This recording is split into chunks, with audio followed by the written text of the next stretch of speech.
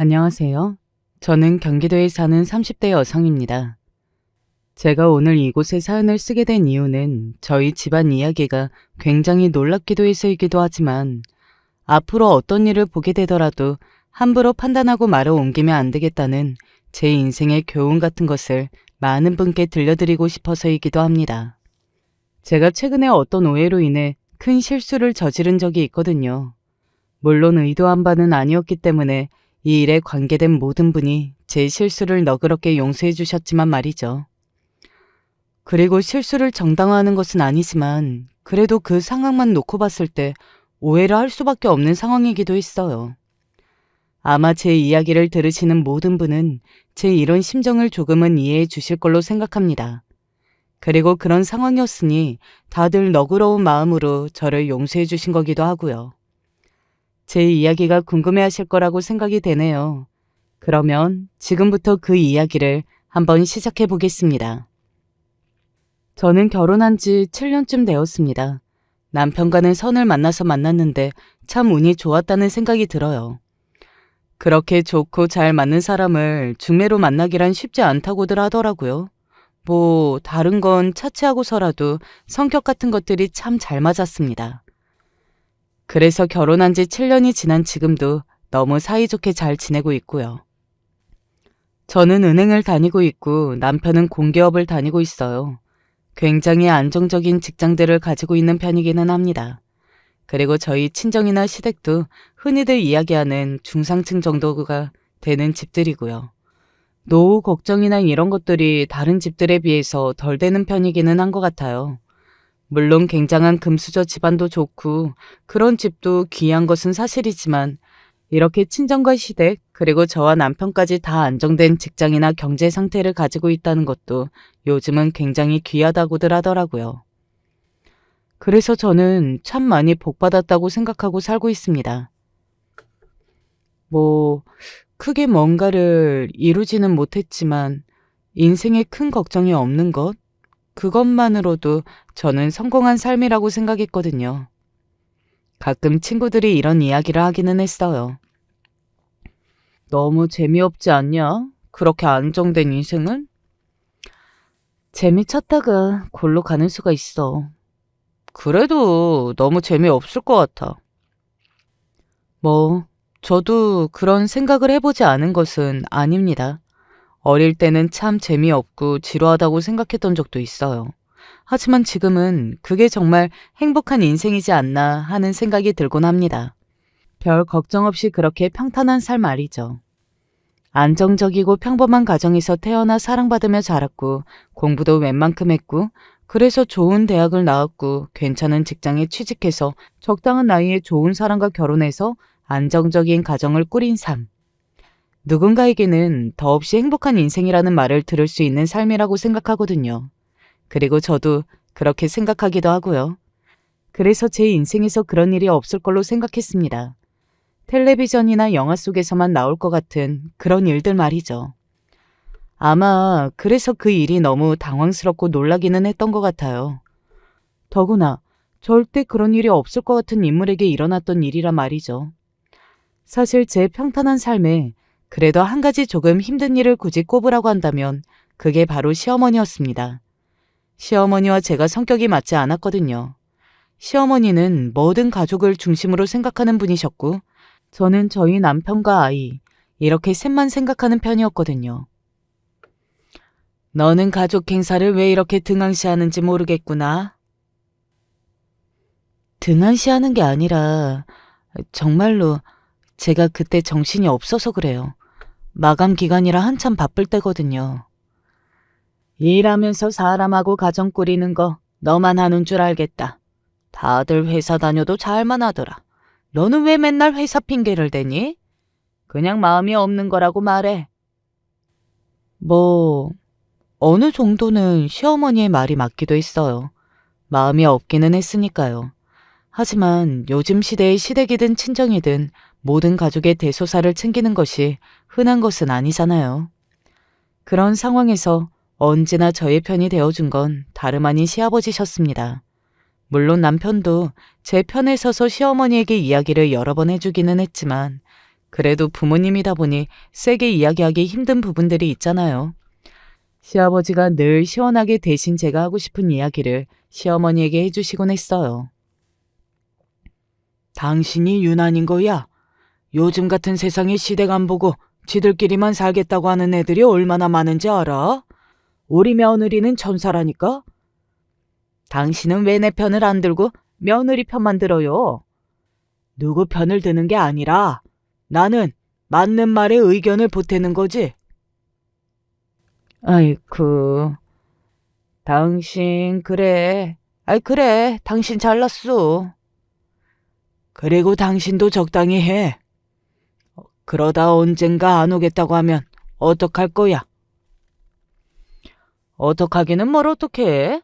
그냥 천하의 불효자라 생각하고 안 보고 살면 되지. 나도 그런 자식 필요 없어.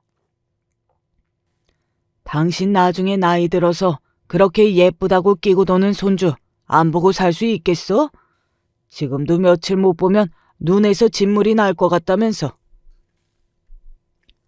시아버지는 그런 식으로 늘 필살기를 꺼내셨습니다. 발은 안으로 굽는다고. 당신이 아무리 손주 예뻐해봐야 그 손주도 결국에는 자기 엄마 아들이라 자기 엄마 편 들 수밖에 없어. 손주한테 험악한 할머니, 못된 할머니 소리 듣기 싫으면 적당히 봐주고 참을 줄도 알아야지. 시어머니가 저희 아들을 엄청나게 예뻐하셨거든요. 손주가 원하는 거라면 하늘의 별도 따다 줄 만큼 말이죠. 그래서 시아버지가 그렇게 이야기하시고 난 다음부터는 그게 정말로 신경이 쓰이신 건지 제 앞에서 더 이상 소리를 지르거나 과한 요구를 하시지 않았던 것 같아요. 그리고 저는 그렇게 늘 제 편이 되어주시는 시아버지가 고마웠습니다. 그래서 언젠가 한 번은 시어머니 몰래 용돈을 드린 적도 있어요. 이거 어머님 몰래 드리는 거니까 아버님만 몰래 쓰세요. 아이고, 며느리한테 이런 것도 다 받아보고 내가 복이 더 좋네. 더 줬어. 종종 드릴게요. 안 그래도 된다. 마음만 너무 고맙게 받을 테니 나한테 줄 돈으로 너희 식구 맛있는 거라도 한 끼 더 사 먹거라. 알겠지? 나는 이거 한 번이면 돼. 그런 분이셨습니다. 정말 모두가 부러워하는 시아버지였어요. 나도 그런 시아버지 있으면 좋겠다. 그러게나 말이야. 이 복받은 년. 우리 시아버지는 시어머니가 나한테 잔소리하면 슬쩍 일어서서 안방으로 간다니까. 나는 그게 더 얄미워. 그러한 이유로 저는 저희 시아버지를 정말 좋아했고 또 정말로 좋은 분이라 믿었습니다. 그래서 처음 그 일을 목격하고도 아닐 거라고 생각했던 거고요. 엄청난 우연이었어요. 마치 그날 제가 그 장면을 목격하기 위해 거길 간 건가 하는 생각이 들 만큼 말이죠. 원래 한 번도 가보지 않았던 동네였는데 친구가 그곳에서 맛있는 식당을 찾았다고 해서 간 것이었거든요. 그런데 그곳에서 엄청난 장면을 목격한 겁니다. 아버님? 친구를 만나러 식당으로 가는 길에 시아버지를 본 거예요. 그런데 시아버지는 혼자가 아니셨습니다. 옆에 어떤 여자가 한 명 있었거든요. 너희 시아버지라고? 근데 옆에 여자는 누구야? 아는 사람이야? 처음 보는 사람이었어요. 그런데 그 여자와 시아버지의 그 분위기가 심상치 않았습니다. 굉장히 다정해 보이는 모습이었거든요. 오죽하면 친구가 제 눈치를 보기 시작했으니까요. 다정히 팔짱을 끼고 걸어가는 두 사람의 모습이 계속 생각이 나더라고요. 무슨 사이면 그렇게 다정히 팔짱을 끼고 갈 수 있는 거지? 우리가 생각하는 그런 게 아닐 수도 있어. 아까 그 여자 엄청 어려 보이지 않았어? 우리 또래거나 더 어려 보였어. 시아버지와 다정하게 팔짱을 끼고 웃으면서 대화하던 그 여자는 한눈에 봐도 무척이나 어려 보이는 여자였습니다. 그래서 더더욱 의심하지 않아야겠다 하는 생각을 한 것도 있어요. 시아버지가 그럴 뿐이 아니시기도 했지만 그렇게 어린 여자와는 더더욱 말이 안 된다고 생각했거든요.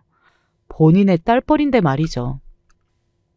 하지만 그렇다고 시아버지에게 직접적으로 물어볼 수도 없었습니다. 괜히 그런 거 물어보면 네가 의심한다고 생각하지 않을까? 그런가? 당연히 그렇지. 아무 문제 없다고 생각한 거면 네가 굳이 물어볼 이유도 없는 거잖아. 그니까 그냥 모르는 척해. 괜히 네 편이 시아버지 적으로 돌리는 일 생길라. 친구의 말을 들으니 또 정말 그게 맞는 말이기는 하더라고요. 그래서 찝찝하지만 모르는 척하기로 했습니다. 하지만 그 이후로 시아버지의 얼굴을 볼 때마다 그 생각이 났어요. 그건 저로서도 어떻게 할 수 없는 문제였습니다. 생각이 나는 것을 억지로 막을 수는 없는 노릇이잖아요. 우리 며느리 오늘도 고맙구나.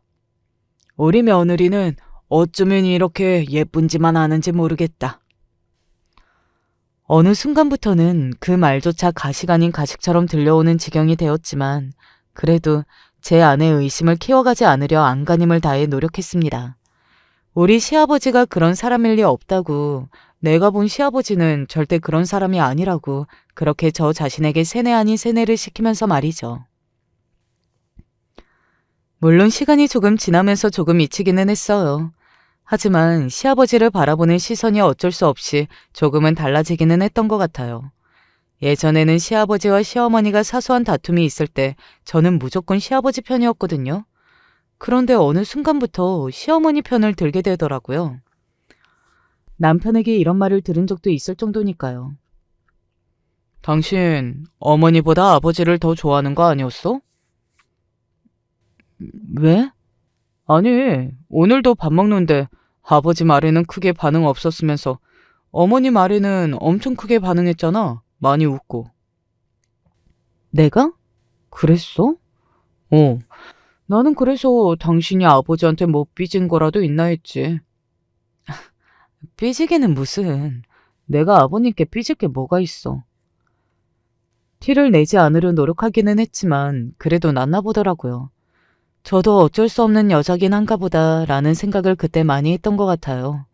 저도 모르게 피어난 의심이 생겨버리니 어머님이 불쌍하다는 생각과 동시에 어머님이 조금 예민하신 이유도 시아버지 때문이 아닐까 하는 생각까지 하게 된 거 보면 말이죠. 하지만 혼자만 알고 있기로 결론 짓고서 저는 가족 그 어느 사람에게도 이야기하지 않았습니다.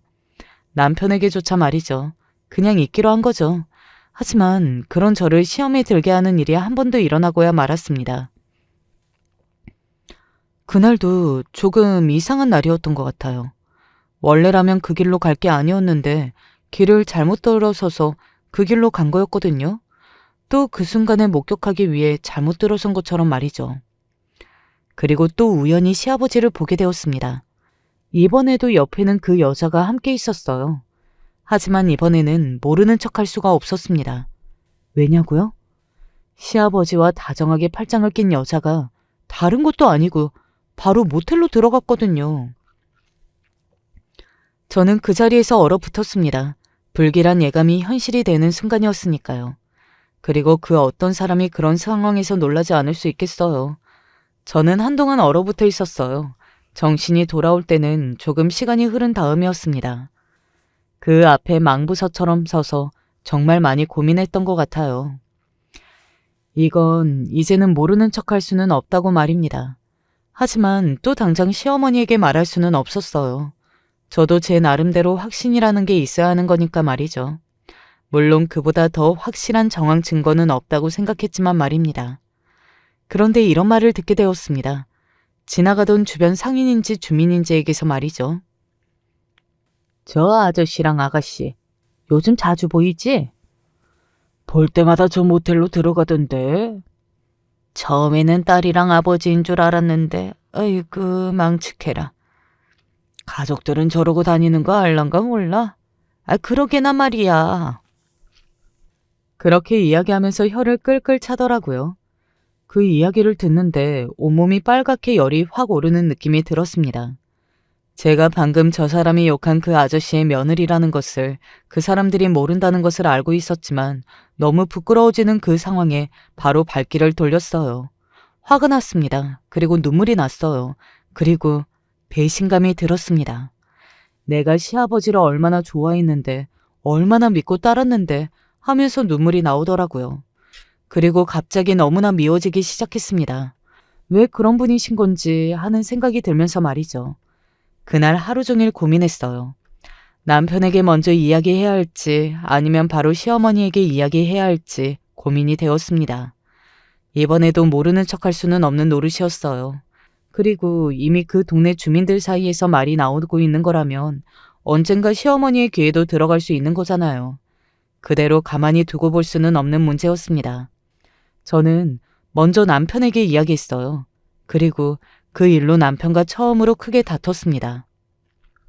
남편과 그렇게 크게 다툰 건 처음 있는 일이었어요. 당신이 잘못 본 거겠지?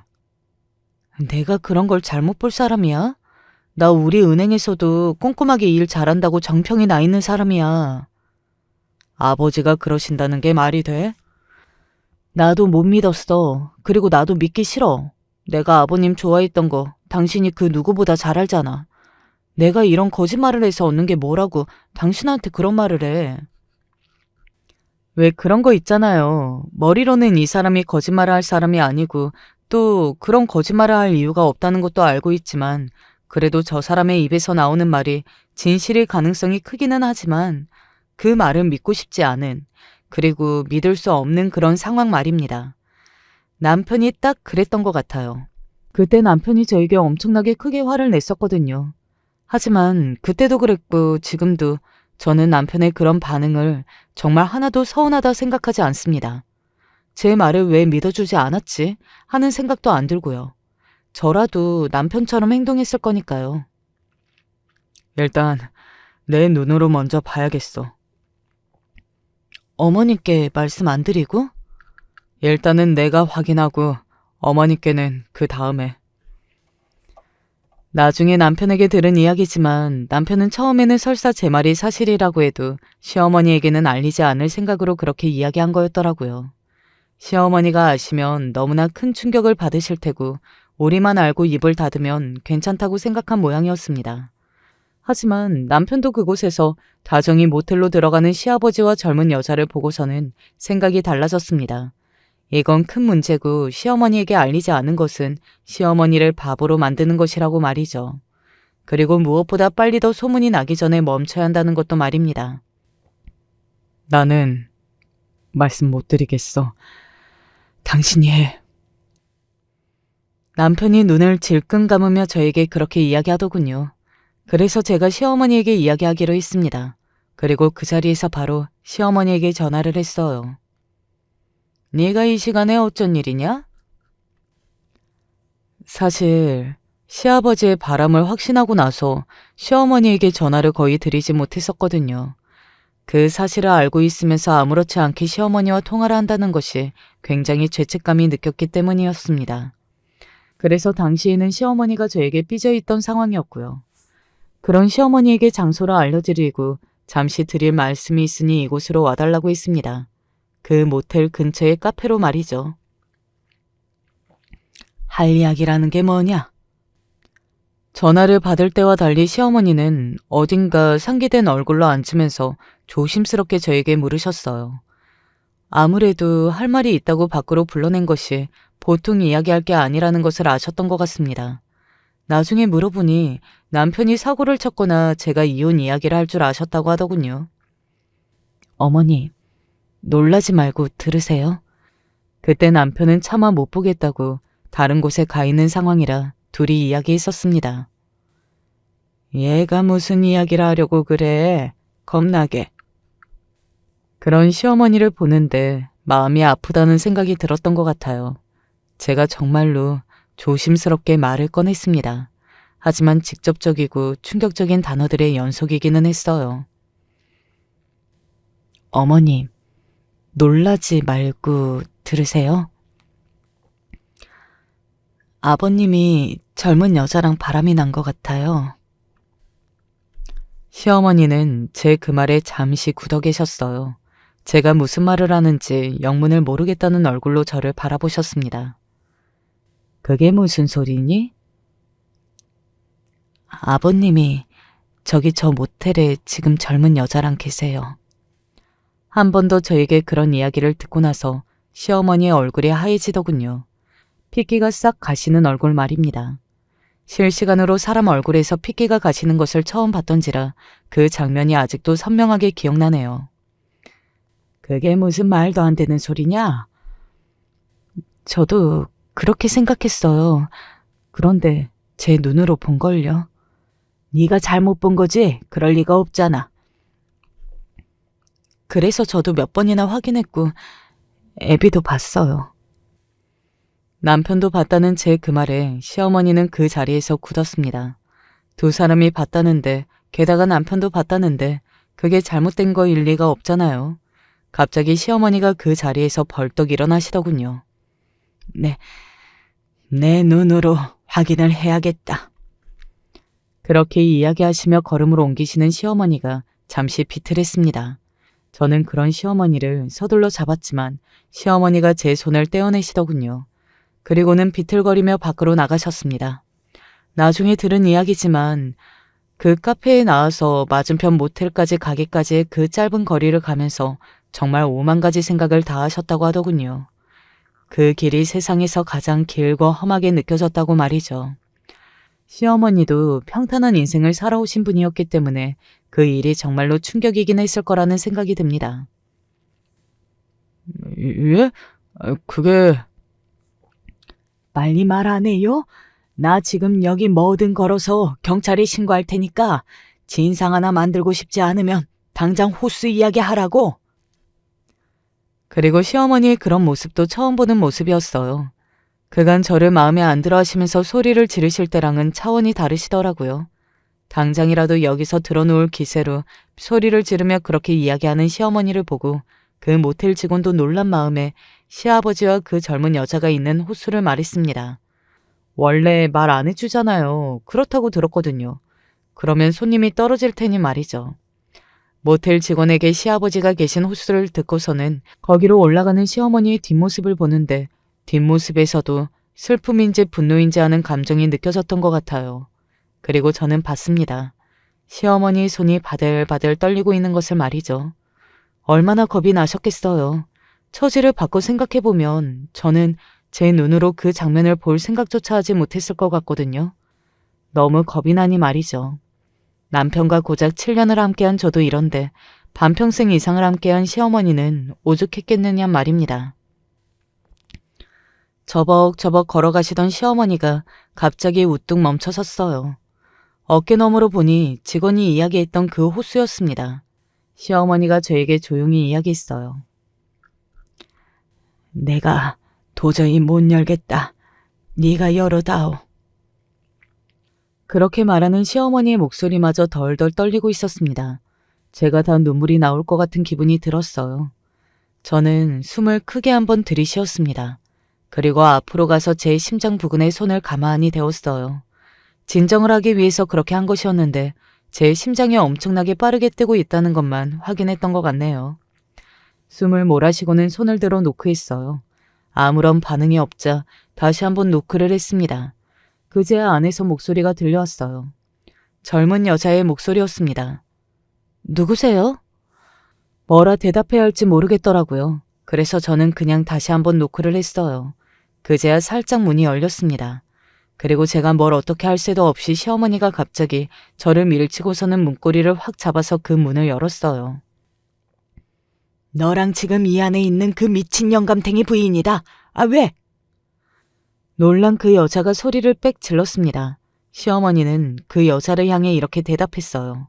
그러고서는 시어머니가 확 열린 문 안으로 들어가셨습니다. 어디 있어? 당장 나와! 이렇게 외치시면서 말이죠. 그리고 잠시 뒤 굉장히 놀란 얼굴을 한 시아버지가 안에서 나왔어요. 저와 시어머니를 보고 정말로 많이 놀라신 듯 보였습니다. 당신이 어떻게? 시어머니는 당장이라도 시아버지 머리채를 잡을 기세로 소리를 지르며 안으로 들어가셨지만 그럴 수 없었어요. 왜냐하면 그 안에 펼쳐져 있는 놀라운 광경 때문이었습니다. 이게 다 무슨... 저도 놀라서 그 자리에 얼음처럼 굳어있을 수밖에 없었어요. 그곳에는 그 여자와 시아버지만 있는 것이 아니었기 때문이었습니다. 바로 어린아이 하나가 침대에 가만히 앉아 있었거든요. 상당히 겁을 먹은 모습으로 말이죠. 5만 가지 생각이 다 들더군요. 저 아이는 뭐지? 설마 시아버지의 아이인가? 그것도 아니면 저 여자가 원래 애가 딸린 유부녀였나? 하는 그런 생각 말입니다. 시아버지도 저와 같은 생각을 하신 듯 했습니다. 안색이 파리해지시더니 그 자리에서 주저앉으셨거든요. 여보. 시아버지는 몹시 당황하고 놀란 얼굴로 시어머니를 향해 빠르게 걸음을 옮기셨고 그 젊은 여자는 어찌할 바를 모르고 있다가 서둘러 침대에 앉아있는 아이를 안아들었어요. 그 아이가 울음을 터뜨리기 시작했거든요. 사실 그때까지 시어머니도 저도 그 여자의 얼굴을 제대로 보지 못했습니다. 시어머니는 그 여자가 아이를 안아드는 순간 그 여자의 얼굴을 제대로 본 듯했어요. 그런데 시어머니의 표정이 어딘가 이상했습니다. 너... 그러자 그 젊은 여자가 갑자기 울음을 터뜨리기 시작했어요. 저는 그 장면을 보고 이게 어떻게 된 상황인지 머리를 굴리기 시작했습니다. 은하가 당신 얼굴은 차마 볼 수가 없다고 해서. 시아버지의 그 은하라는 말에 시어머니가 눈을 동그랗게 뜨고 다시 그 여자를 바라봤어요. 그러고는 그 여자의 얼굴을 자세히 보더니 그 자리에서 털썩 주저앉았습니다. 저는 지금 이 상황이 어떻게 돌아가고 있는 건지 도무지 영문을 모르겠더군요. 그런데 그 여자의 입에서 나온 어떤 한마디 때문에 정말 기절할 뻔했어요. 엄마. 그 젊은 여자가 시어머니를 엄마라고 부른 겁니다. 저는 남편에게 여동생이 있다는 사실을 몰랐거든요. 시어머니나 시아버지도 이야기하신 적도 없으셨고요. 그러니 제가 더더욱 그런 오해를 했던 거였습니다. 은하? 은하라고? 네가 정말 은하라고? 시어머니는 그대로 주저앉은 채 눈물을 하염없이 흘리기 시작하셨어요. 그리고 그런 시어머니를 가만히 보고 있던 여자가 시어머니를 안았습니다. 순식간에 시어머니, 그리고 그 여자, 그리고 시아버지, 이 세 사람이 눈물바다를 이루었어요. 저는 그 속에서 영문도 모른 채 멀뚱거리고 서 있었습니다. 그렇게 한참을 울던 세 사람의 이야기를 잠시 뒤에 들을 수 있었어요. 사연인 즉슨 이랬습니다. 제가 18이 되던 해 집을 나갔어요. 신우이는 굉장한 학창시절을 보냈다고 하더군요. 사고를 많이 치고 다니는 아이였다고 말이죠. 그런데 어느 날 배가 불러왔답니다. 내가 낳고 싶다고 하는데 그렇게 반대하고 싫어하는 엄마와 아빠가 너무 원망스러웠어요. 나는 아이를 가진 것만으로도 힘이 드는데 왜 나를 더 힘들게 하지? 시어머니와 정말 크게 다투었다고 했습니다. 그러다 시어머니가 어느 날 이렇게 이야기했다고 하더군요. 넌 내 딸이 아니다. 그 애를 낳아서 기를 거면 나가서 낳아서 길러라. 오늘부터 나는 너에게 하는 모든 경제적인 지원을 끊겠다. 라고 말이죠. 그 이야기를 듣는데 시어머니가 너무 원망스럽고 세상이 밉고 그런 감정이 들었다고요. 그래서 그대로 집을 나왔다고 했습니다. 시어머니는 시어머니대로 아가씨가 괘씸해서 찾지 않았고 그런 시절이 계속되었다고 말이죠. 물론 한 가지 이해되지 않은 점은 있어요. 그건 나중에 남편에게도 물어봤었습니다. 왜 저에게 여동생이 있다는 것을 이야기하지 않았는지 말이죠. 남편은 이렇게 대답했었어요. 어머님 생각에는 여동생이 그러고 집을 나가서 연을 끊었다는 게 나에게는 엄청난 약점이라고 생각하셨던 모양이야. 그래서 절대 여동생 이야기는 하지 말라고 하셨었고 그때 은하가 집을 나가고 나서 어머니가 거의 제정신이 아닌 상태로 사셨었거든. 어머니의 그런 모습을 다시 보기 겁이 나니까 아버지나 나나 은하는 없는 사람이다 생각하고 살기로 했었고 물론 많이 보고 싶었지만 남편은 당시에 아가씨의 뒷모습만 봐서 그게 자기 여동생일 줄은 몰랐다고 하더라고요. 그리고 그 상황이나 장소를 생각하면 더더욱 그런 생각을 할 수밖에 없었을 거기도 했고요. 누가 딸이랑 모텔을 들어간다고 생각을 할 수 있겠어요. 죽을 때까지 나타나지 않으려고 했어요. 처음에는 화가 나서였는데 나도 아이를 낳고 키워보니 내가 엄마한테 얼마나 큰 잘못을 저지른 건지 실감이 돼서 그래서 더더욱 앞에 나타나고 싶지 않았는데. 아가씨는 그렇게 이야기하면서 오열을 하더라고요. 그래도 마지막 인사는 꼭 해야 할 것 같아서. 그리고 남겨질 내 새끼가 너무 불쌍해서. 순간적으로 누군가가 제 머리를 한 대 댕 하고 치고 가는 것 같은 느낌이 들었던 것 같아요. 아니, 하루 만에 그 모든 사실을 받아들이기 너무 벅찼던 것 같습니다. 여러분이 저라도 그러셨을 것 같지 않나요? 신우이가 있다는 것도 그날 처음 알았는데 신우이가 죽음을 앞두고 있다니 말입니다. 그게 무슨 소리냐? 어? 시어머니가 소리를 질렀어요. 시아버지는 이미 울고 계셨고요. 아가씨가 아무 말도 하지 못하고 고개만 숙이고 있자 시아버지가 울면서 시어머니에게 이야기했습니다. 뇌종양이래. 뭐? 하루라도 빨리 정신이 온전할 때 다시 엄마와 아빠를 보고하고 싶은 이야기하려고 찾아오기는 했는데 막상 찾아와서는 시어머니의 얼굴을 보는 것이 두려웠다고 했습니다. 그래서 시아버지에게 마음의 준비가 될 때까지 당분간 이야기하지 말아달라고 했다더군요. 시아버지는 그런 신우이의 마음을 이해하면서도 하루라도 얼굴을 더 많이 보려고 그 모텔로 계속 향했던 거라고 말이죠. 왜 그 모텔에서 지내고 있었던 건지 이야기도 들을 수 있었습니다. 신우이의 인생사가 참으로 기구하고 안 됐다고 생각했던 것 같아요. 당시 시어머니와 시아버지가 아이를 낳는 것을 더더욱 반대했던 이유는 신우이를 임신시킨 그놈이 마음에 안 들어서라고 했습니다. 남편도 이렇게 이야기하더군요. 그냥 한눈에 봐도 미래가 안 보이는 양아치 새끼였어. 라고 말이죠. 원래 험한 말은 절대 하지 않은 남편인데 남편의 입에서 그 정도의 말이 나온 거라면 정말로 그런 놈이기는 했다는 뜻일 겁니다. 아니나 다를까 시댁 어르신들과 남편의 예상은 적중한 것 같더군요. 그놈은 하루가 다르게 신우이를 괴롭혔다고 했습니다. 아이를 낳고 나서는 돈을 벌어오라고 난리를 쳤고 바람도 밥 먹듯이 피우고 말이죠. 그래서 더더욱 부모님을 찾아올 수 없었다고 했습니다. 그렇게 나가놓고 그렇게 사는 꼴을 보일 수 없어서 말이죠. 그 이야기를 듣는데 그런 일을 겪지는 않았지만 어떤 심정인지 알 것 같아서 눈물이 흐르더군요. 병원은 왜 여기서 지내는 거야?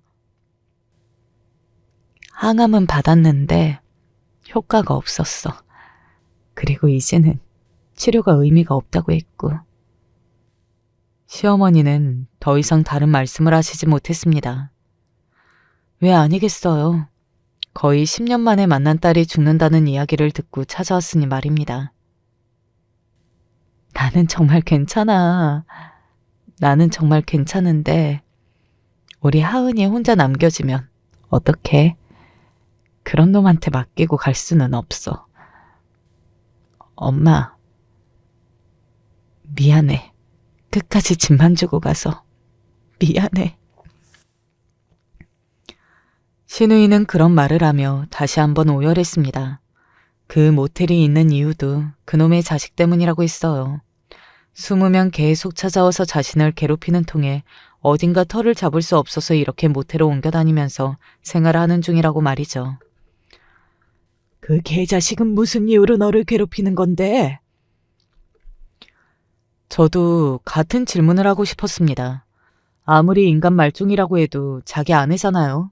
자기 아이의 엄마이기도 하고 말이죠. 그런 사람이 죽을 병에 걸렸다는데 찾아오면서까지 괴롭힐 이유가 뭐냔 말입니까? 개놈의 새끼. 시아버지가 낮게 읊조리듯 그렇게 말했어요. 그렇게 격한 단어를 쓰는 모습은 처음 뵙는 모습이라 놀랐던 것 같네요. 신우이는 잠시 망설였다가 힘들게 이야기를 꺼냈습니다. 정말 충격적인 대답이었어요. 내 보험금 때문에. 뭐? 내 앞으로 보험이 하나 있는데 내가 그 보험의 수혜자를 엄마로 바꿔놨었거든. 그걸 어떻게 알고는 찾아와서 다시 자기 명의로 바꾸라고. 정말 개놈의 새끼가 맞았어요. 제 속에서 분노가 막 치밀어 오르는 기분이 들었습니다. 얼굴도 모르는 그놈의 자식에게 말이죠. 죽었다 깨어나도 그놈한테는 줄 수 없어서 도망 다니는 중이야. 지금 생각해도 참 눈물이 나는 것 같아요. 신우이의 인생이 너무 기구해서 말입니다. 어린 나이에 겪은 그 모든 상황이 말이죠. 뒤늦게 소식을 듣고 달려온 남편이 신우이를 안고 펑펑 울었어요. 그렇게 울음바다였던 상봉이 끝이 났습니다. 당연히 신우이는 시댁으로 거처로 옮겼고요. 다시 병원에 가서 검사도 받았어요. 물론 돈이 많이 들기는 하는 치료들이었지만 약이 하나도 남지 않은 것은 아니라는 말에 다른 약도 한번 써보기로 하고 지금은 치료를 계속하고 있는 상황입니다. 온 가족이 신우이가 그 병을 툭툭 털고 다시 일어서기를 바라면서 말이죠. 그리고 그 뒤에 일어난 일이 하나 더 있었어요. 바로 그 개놈의 새끼 말입니다. 야, 네가 숨으면 내가 못 찾을 줄 알았냐? 어느 날 어떻게 알고는 찾아와서 그렇게 행패를 부리더군요. 내 아내니까 당장 내놓으쇼. 버린 딸내미잖아. 내가 네 놈을 찢어 죽여도 시원치 않은데 뭐라고? 당장 꺼지지 못해? 이 할망구가 돌았나? 죽고 싶어? 미래라고는 보이지 않는 양아치. 남편이 했던 말이 어떤 말인지 단번에 알 수 있겠더군요. 앞서 이야기했듯이 나름대로 평탄한 인생을 살아온 저에게는 처음 보는 종류의 인간이었습니다. 그래서 저런 인간이 실제로 존재할 수 있다는 것에 놀라고 분노했던 것 같아요. 그놈은 제가 해결한다고 가족들에게 이야기했습니다. 안 그래도 신우이의 몸 상태 때문에 온 가족이 슬픔에 빠져 있는데 그것까지 신경 쓰게 하고 싶지 않았거든요. 주변에 좀 물어봤더니 그런 일은 사람을 쓰는 게 나을 거라고들 하더라고요. 너나 우리 같은 평범하고 정상적인 사람들은 그런 인간을 상대할 수 없어. 그런 일은 상대할 수 있는 사람들이 따로 있는 법이야. 그러면서 친구가 저에게 명함 한 장을 건넸습니다. 심부름 센터라고 적힌 명함이었어요. 알지? 우리 형부 바람나서 우리 언니가 엄청 시원하게 복수한 거. 그때 언니가 여기서 했거든? 일처리 깔끔하다고 했으니까 너도 한번 연락해봐. 그런 업체가 있다는 것을 들어본 적은 있었지만 제가 써볼 생각은 해본 적이 없었기 때문에 잠시 망설이기는 했던 것 같아요. 하지만 친구의 말처럼 그런 상대는 저 같은 정상인이 상대할 수 없다고 결론을 내리고 의뢰했습니다. 그놈의 약점이라는 약점은 다 잡아달라고 말이죠. 그리고 엄청난 사실을 들을 수 있었어요. 그놈의 자식이 뒤를 봐주는 어떤 건달의 여자친구와 관계를 가지고 있다는 사실을 말입니다. 그때 잠시 그런 생각도 했던 것 같습니다. 이런 막장 영화 같은 일이 나에게도 일어날 수 있구나 하는 것을 말이죠. 의외로 쉽게 해결될 수도 있겠다는 생각이 들었던 것 같아요. 그놈이 다시 찾아왔을 때 제가 이렇게 말했습니다. 우리 가족 그만 괴롭혀요. 내가 정말 가만 안 있어요. 너 같은 년이 가만 안 있으면 어떻게 할 건데? 사는 동안 그렇게 괴롭혔으면 됐지. 아픈 아내 보험금 자기 앞으로 안 해뒀다고 이렇게 시도 때도 없이 행패 부리는 건 너무 쓰레기 같지 않아요? 제 그 말에 그놈이 저를 보고 비웃던 게 기억이 나네요. 나한테 그런 말이 타격이 있을 것 같아? 그래 이 아줌마야. 말 한 번 잘했다. 너 쓰레기 같은 새끼한테 정말 한번 당해보고 싶어? 나 같은 새끼가 빡 돌면 무슨 짓을 할지 모르는데 겁대가리 없이. 그런 놈과 대화가 통하지 않는다는 것을 다시 한번 깨달았던 것 같네요. 그리고 그런 놈에게는 기회를 주는 것도 소용없다는 것을 말입니다. 저는 그날 곧장 그 심부름센터에 전화해서 다음 의뢰를 했어요. 그 뒤봐주고 있다는 사람한테 그 사진 보내주세요. 라고 말이죠. 그리고 그놈은 소리 소문 없이 사라졌습니다. 다시는 저희 앞에 모습을 보이지 않았어요. 사실 어떻게 된 건 아닌지 하는 겁이 나지 않은 건 아니었지만 신경 쓰지 않기로 했어요. 무슨 짓을 당했건 간에 본인의 업보인 거니 말이죠. 신우이는 그 사실을 모릅니다. 그리고 저는 그 이야기를 남편에게만 했어요. 남편이 잘했다고 이야기하면서도 신우이에게는 그 이야기를 하지 말자고 하더군요. 저도 동의하는 부분이었습니다. 온 가족이 정성으로 보살폈지만 신우이의 상태는 하루가 다르게 나빠졌어요. 병문안을 갈 때마다 점점 말라가는 얼굴을 보면서 정말 많이 안타까웠던 것 같아요. 쌓인 세월이 없는 저도 신우이의 그 인생사를 들으면서 마음이 아파져 왔고 또 이런 슬픈 마음이 드는데 가족들은 어떨까 하는 생각을 하니 생각을 하는 것만으로도 마음이 먹먹해져 왔습니다. 그리고 저는 그 시기에 어떤 결심 아닌 결심을 했던 것 같아요.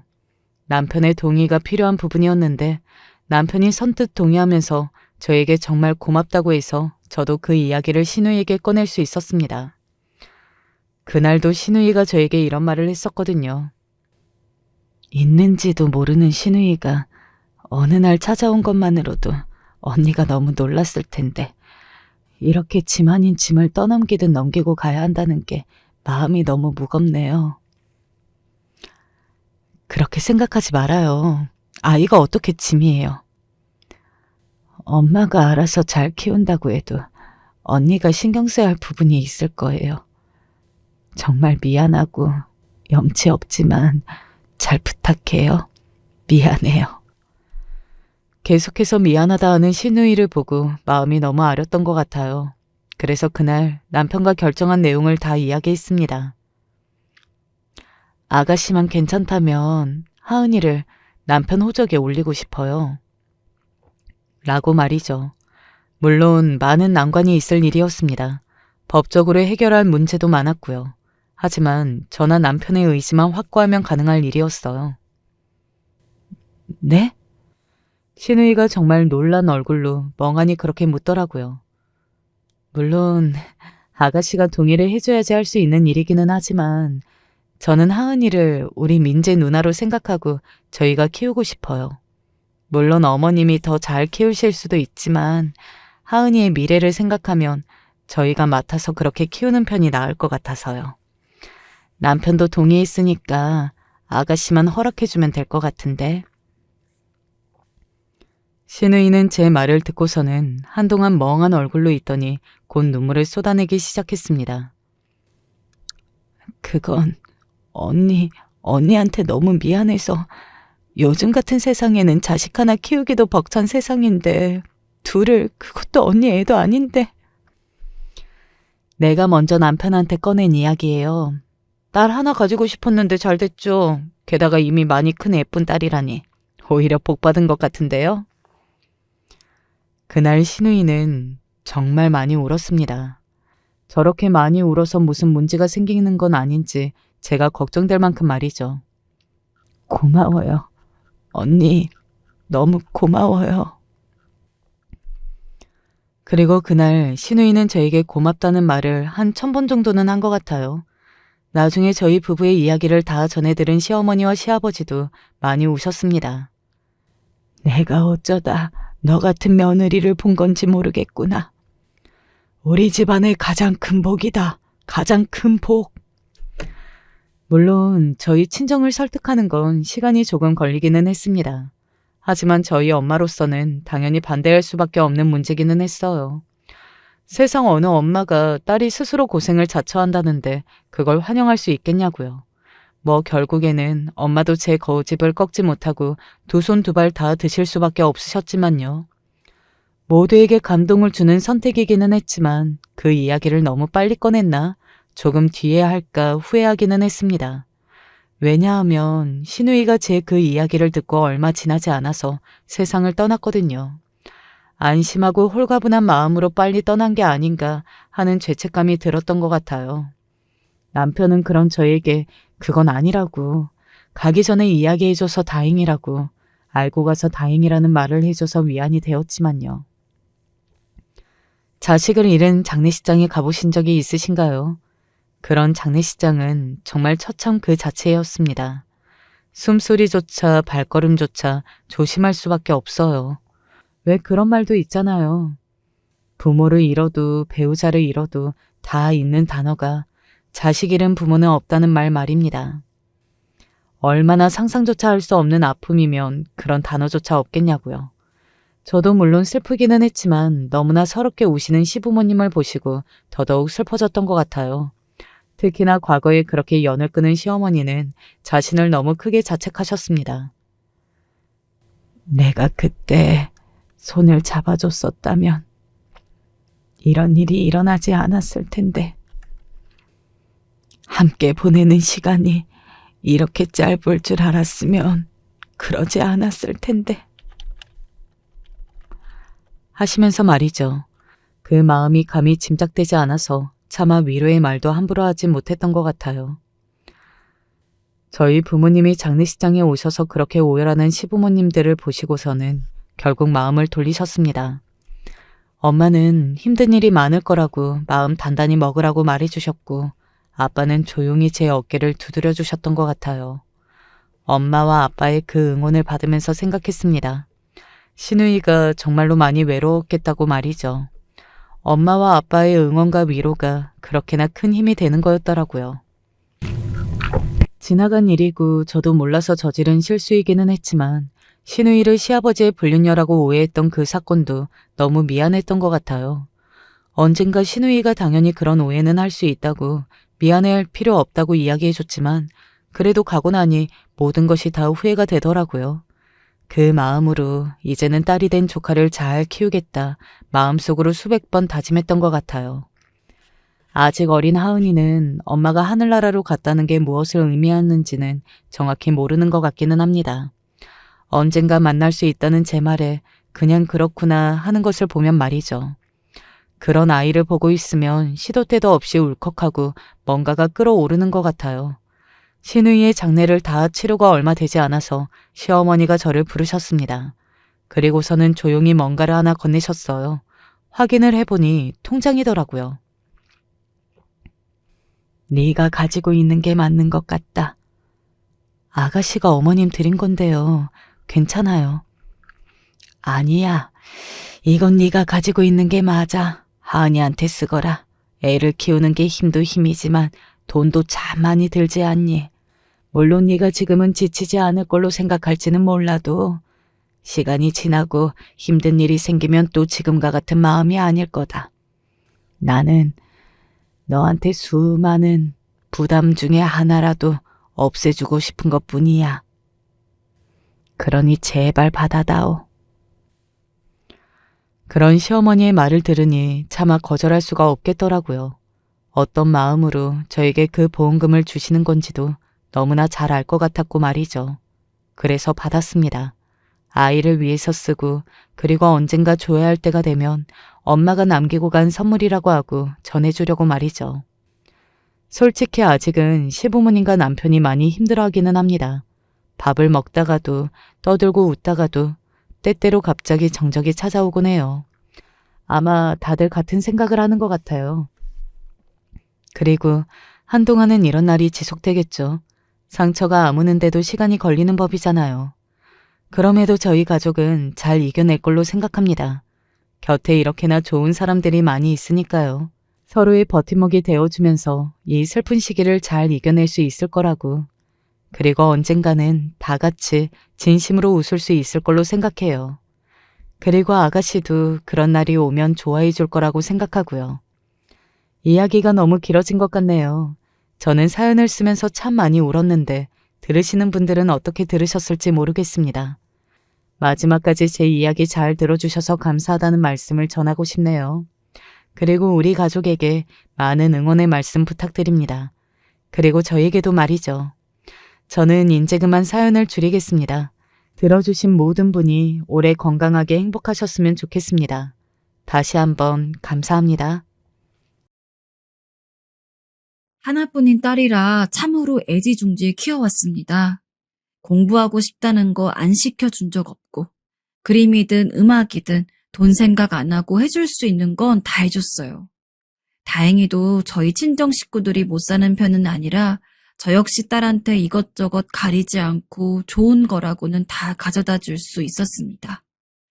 딸이 어릴 적 무척 아프게 태어나가지고 전 의사한테 딸이 일찍 죽을 수도 있다는 이야기를 들으면서 살아왔어요. 딸이 한 살 한 살 먹을 때마다 어찌저찌 무사히 이번엔 넘겼구나 하는 안도를 하면서도 내심 내년까지 버텨줄 수 있을까? 라는 불안감으로 인해 매일같이 두려움에 떨며 살아왔습니다. 다행히도 딸은 초등학교를 졸업할 때쯤엔 완전하게 건강해져서 이제 더 이상 죽음이 가까울 수도 있다는 어떤 공포로부터 벗어날 수 있게 되었습니다. 안 그래도 외동이라서 소중한데 건강상의 문제로 일찍이 헤어질 수도 있었던 딸이 이렇게 굳건히 버텨서 살아와줬는데 엄마로서 어떻게 딸이 원하는 걸 안 들어줄 수가 있겠습니까? 하지만 오냐오냐 키워도 너무 오냐오냐 키웠나 봅니다. 해달라는 거 한 번도 거절한 적 없고 누굴 만나도 신경 쓰질 않아서 그런지 나중에 딸이 대학을 졸업하고 취직을 해서 결혼하고 싶은 사람이 있다고 남자 하나를 데려왔는데 어쩌면 그렇게 제 성에 차질 않는 녀석을 데려왔는지. 치과 의사라는 점은 괜찮았습니다. 그래도 학창시절에 공부 열심히 했다는 이야기고 대학 가서도 게으름 부리지 않았단 증거니까요. 하지만 요새 의사가 뭐 한두 명인지 저희 때도 아니고 지금이야 의사라고 해서 아주 축켜 세워주지도 않잖아요. 솔직히 자기 혼자 개업해가지고 제대로 이름 날리는 치과 아니면 일반적인 치과 의사들이 버는 돈은 거기서 거기라고 알고 있었습니다. 치과 의사면 개업할 생각은 안 해봤어요? 하긴 했는데 저희 집 형편이 개업까지 하긴 좀 힘들어서요. 저는 여러모로 딸이 저희 집과 사정이 맞는 집안의 남자와 결혼을 했으면 했습니다. 하지만 딱 봐도 사위는 가난해 보였죠. 부모님이 뭐 하냐고 물어보니까 어머닌 전업주부의 아버진 작은 문방구를 한다고 했습니다. 전업주부의 문방구 집 아들이 치과 의사라. 개천에서 용인하긴 하는구나 싶었지만 솔직히 치과 의사라는 점을 제외하고는 그 무엇도 제 딸보다 나은 게 하나 없었습니다. 나이도 딸보다 3살 정도가 많았고 그렇다고 잘생기거나 풍채가 좋은 것도 아니고 성격이야 지금 이렇게 한두 번 얼굴 보는 거로 알 수 있는 부분이 아니고 엄마가 보기에는 그 남자는 네 짝으로 안 맞는 것 같다. 봐줄 만한 점이 하나 없으니 원. 그래서 반대했습니다. 엄마로서의 욕심인 건 알지만 그래도 제가 그동안 힘들게 키워온 게 있는데 아무 논팽이에게나 주고 싶지 않았습니다. 적당히 안 된다고 하면 딸도 제 말을 들을 거라고 생각을 했습니다. 평소 제가 시키는 거에 반대 한 번 하지 않았으니까요. 하지만 딸은 제 예상보다 그 남자를 무척이나 좋아했나 봅니다. 나 그 사람 정말 사랑해, 엄마. 꼭 결혼하고 싶다고. 한 번만 더 제대로 봐주면 안 되냐고 이야기를 하는데 딸이 그렇게까지 간절한 모습은 처음 봐서 마음이 조금 흔들릴 뻔하긴 했지만 이미 첫 인상에서 별로인데 굳이 2번, 3번 더 본다고 해서 크게 달라질 것 같지가 않았습니다.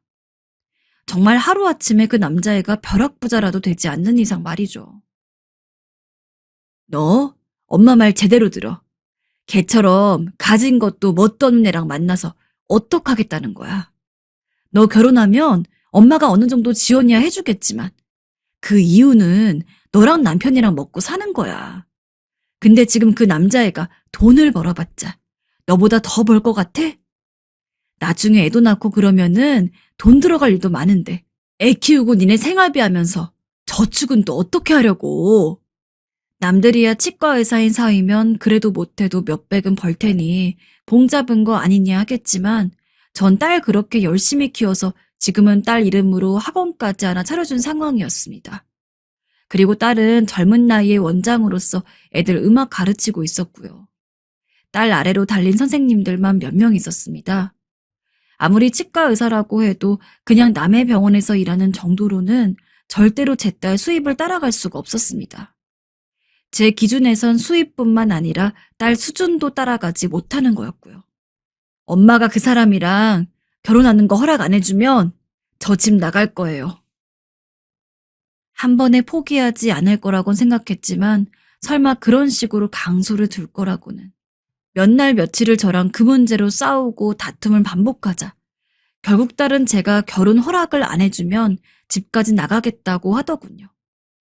설마 진짜 나갈까 싶어서 지켜보니까 정말 저 보란듯이 짐을 싸고 아예 신발까지 신을 기세로 현관에 나가는데 마음을 굳게 먹으려고 해도 자꾸 어렸을 때 딸이 아팠던 것만 생각나고 설마 진짜로 나가가지고 혼자 살다가 문제라도 생기면 어떡하나 싶어서 급하게 딸을 말렸습니다. 알겠다. 알겠어. 엄마가 졌다. 울며 겨자 먹기로 그 남자애를 몇 번 더 봐야 했죠. 아니나 다를까 보면 볼수록 뭐가 괜찮은지 전혀 모르겠지만 딸아이 성화가 너무 엄청나서 어쩔 수가 없었습니다. 자식 이기는 부모 없다고 몇 번을 보다가 결국에는 결혼을 허락했죠. 이미 딸아이는 제가 그 남자의 얼굴을 보는 걸 허락했을 때 사실상 결혼 허락을 받은 것처럼 생각하고 있었기에 차마 결혼 허락을 안 할 수가 없었습니다. 딸아이인 제 말에 신나서는 웨딩홀이며 드레스며 알아보는데 참 부모 눈에 차지도 않는 남자가 뭐 저렇게 좋은가 싶고. 하지만 막상 딸이 결혼을 하고 나서 사위에 대한 제 인상은 조금 바뀌었습니다. 솔직히 제가 생각해도 제가 좀 극성인 엄마라서 딸이 성인이고 이제 결혼까지 하긴 했지만 그래도 걱정되는 것이 이만저만이 아니었습니다. 너무 품에 끼고 키워서 세상 물정을 잘 모르는 것도 있었고요. 근데 신혼집에 장모님 오는 거 좋아하는 사이가 누가 있겠어요. 반대로 저희 딸 사는 집에 사돈 어른이 찾아온다고 하면 저라도 기분이 별로일 것 같은데. 어떻게 하면 사이를 잘 구슬려서 가끔이나마 딸 얼굴이라도 보러 갈지 고민을 하고 있었는데 사위가 먼저 저에게 이야기를 꺼냈습니다.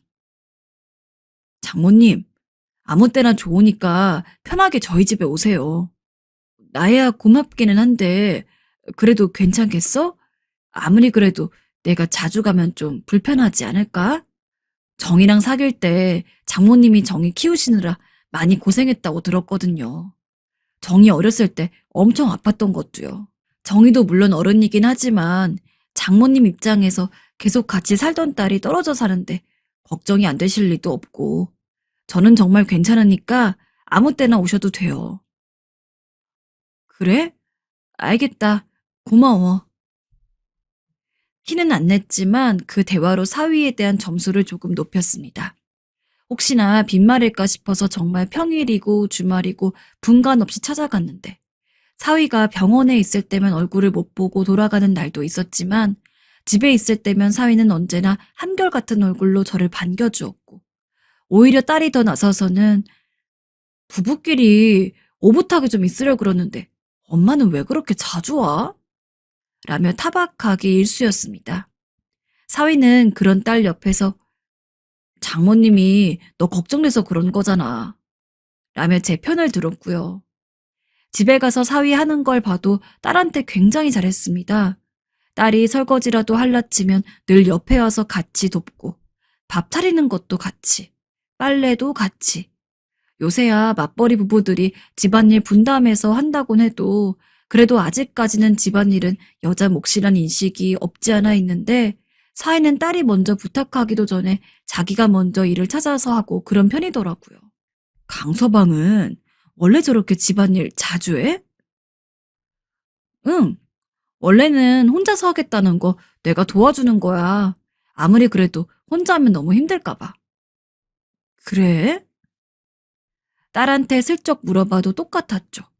그렇게 거의 주에 몇 번씩은 그런 사위의 모습을 보는데 제가 처음에 사위네 가정 형편이랑 그런 외적인 것들만 보고서 너무 빠르게 사위에 대한 이미지를 좋지 않다고 결론을 내린 것이 조금 부끄러워지더라고요.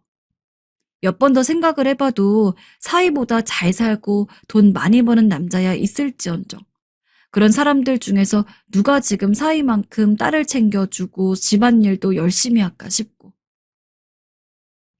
강서방, 내가 지금 강서방이랑 정이 사는 동네에 괜찮은 곳 알아봐뒀으니까 몇 달 뒤엔 거기서 치과 운영할 준비해.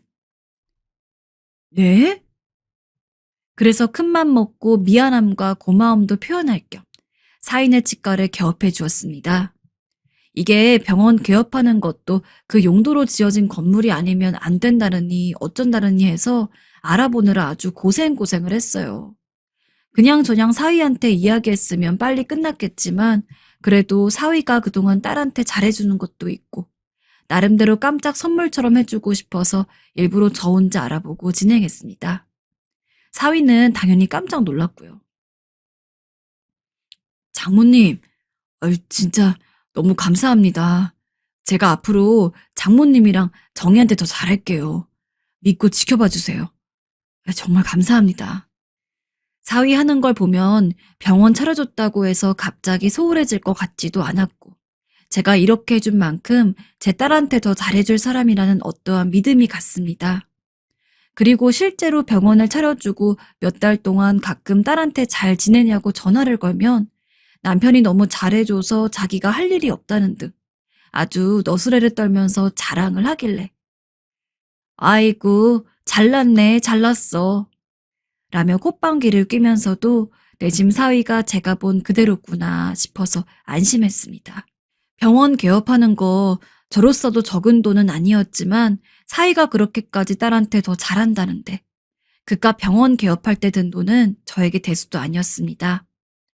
그렇게 그 뒤로 딸아이에 관한 것은 완전히 안심을 하고 지내고 있을 때였습니다. 개인적으로 조금 바빠서 한동안 딸한테 연락을 못 하다가 오랜만에 안부도 물을 겸 연락을 하려는데 어쩐 일인지 딸이랑 연락이 잘 안 되더라고요. 거의 2달간을 그랬습니다. 가끔 어쩌다 전화가 연결이 되어도 좀 어두운 목소리로 자기가 일이 너무 바빠서 다음에 전화를 걸겠다고 하고 끊기가 일쑤였습니다. 평생 그런 모습을 보인 적이 없던 딸이었기에 당연히 걱정이 되었습니다. 집에 찾아가도 아무도 없는 날이 더 많고. 요새 정희한테 무슨 일이 있니?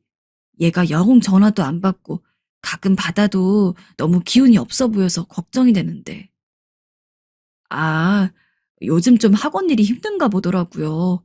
제가 잘 위로해주고 있으니까 걱정 마세요. 사위한테 물어보니 학원 일이 힘들어서 그런 것 같다는데 그렇다고 해서 걱정이 안 되는 건 아니었지만 그래도 사위가 있었기 때문에 한시름 놓고 있었습니다. 그만큼 사위를 믿고 있었으니까요. 하지만 시간이 가도 딸은 나아질 기미가 전혀 보이지 않았고 이제는 아예 제 전화를 피하는 건지 뭔지 아예 목소리 한 톨 들을 수가 없더라고요. 결국 제가 딸이 원장으로 있는 학원까지 직접 찾아갔습니다. 엄마, 이 시간에 갑자기 여기는 웬일이야? 놀란 얼굴로 저를 보는 딸을 마주하는데 아니 그렇게 포동포동하고 예쁘던 딸이 못 본 새 얼굴이 거의 반쪽이 되어 있더라고요. 애가 눈밑은 퀭하니 시꺼멓고 볼살도 다 꺼져 있고 누가 봐도 무슨 일이 있는 사람이었습니다.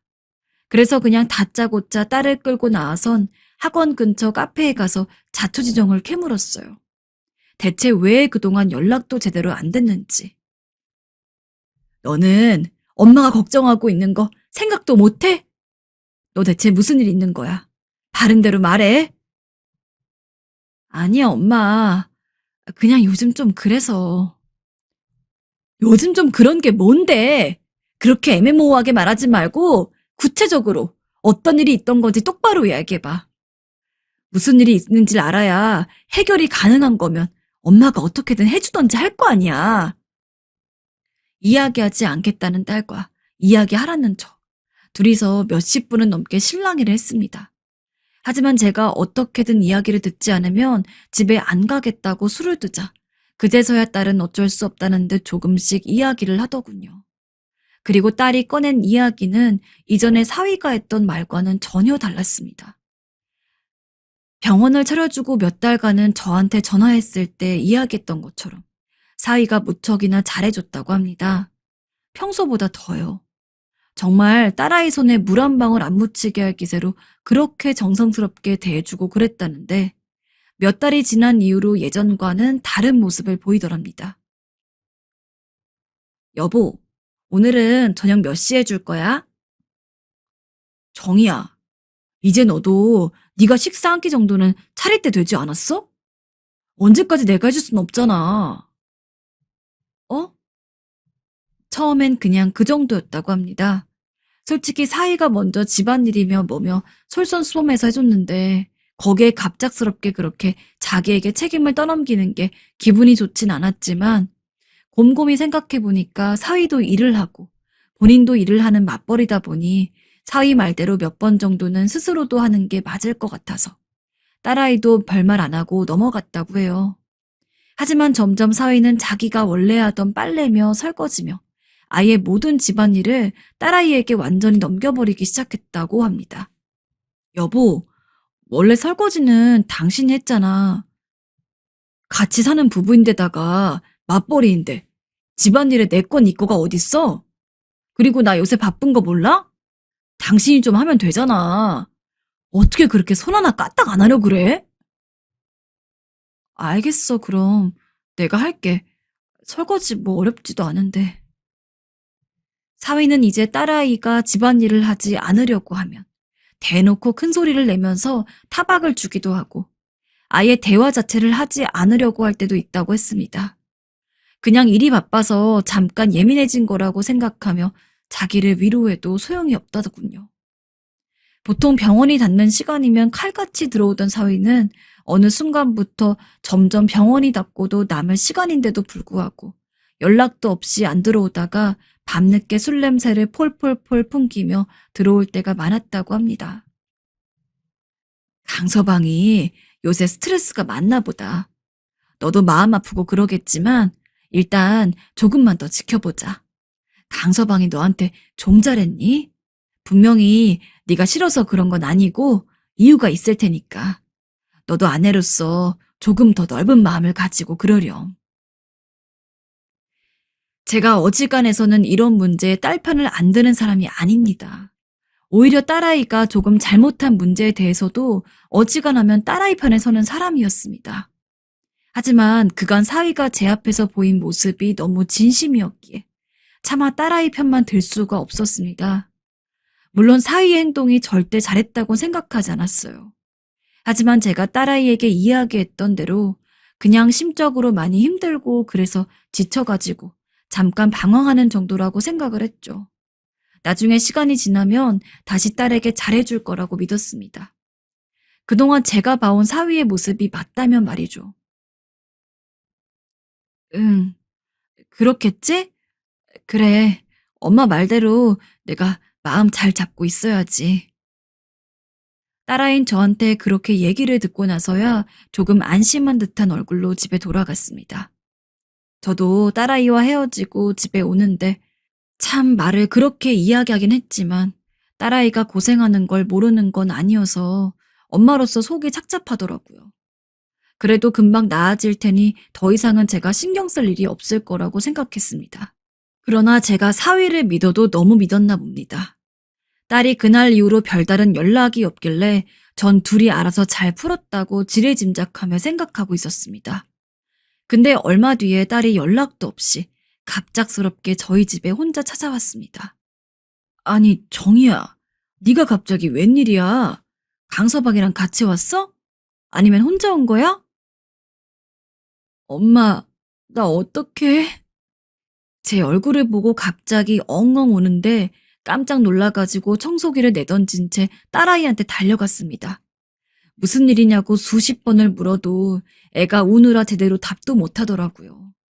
한참을 달랜 끝에 딸아이가 간신히 울음을 멈추고 조금 훌쩍거리더니 가방에서 약봉지를 하나 꺼내들었습니다. 약봉지만 봐서는 무슨 약인지 모르겠는데 병원이 정신과더라고요. 아파서 병원을 자주 가긴 했어도 정신과는 한 번도 가본 적이 없는 딸이었는데. 나 요새 우울증 약 먹고 있어. 정희야, 너 대체 왜 그래? 갑자기 무슨 우울증이야, 우울증이. 엄마, 나도 제대로 사랑받고 싶어. 나도. 묻지 않아도 뻔했습니다. 딸아이가 이렇게까지 슬퍼하며 우는 이유에 사위 말곤 원인이 없었으니까요. 제 가슴이 얼마나 찢어지던지 이렇게 우는 꼴 보려고 결혼시킨 거 아닙니다. 부모인 저조차 애지중지 귀하게 다루느라 한평생 나쁜 꼴 한번 보인 적 없는데 그런 귀한 딸을 데리고 갔으면 부모인 저보다 훨씬 더 잘해줄 생각을 해야지. 대체 사위가 뭘 하고 다니길래 애가 이 지경까지 된 건지. 너 당장 강서방이랑 이혼해라. 내 이전에는 강서방이 금방 마음 다잡고 돌아올 것 같아서 그렇게 이야기했다만 지금 너 이렇게 힘들어하는 꼴을 보니까 강서방이 쉽게 변할 것 같지도 않다. 너 계속 이런 결혼 생활 유지하면 너만 갉아먹는 일이니까 애 들어서기 전에 빨리 헤어져. 아니야, 엄마. 나 남편 없으면 안 돼.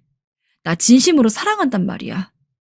지금은 비록 나를 제대로 봐주지 않고 있지만 그래도 분명히 언젠가는 돌아올 거야. 어쩌면 그렇게도 미련한지 사랑에 빠진 딸은 엄마 말은 들리지도 않는 것 같았습니다.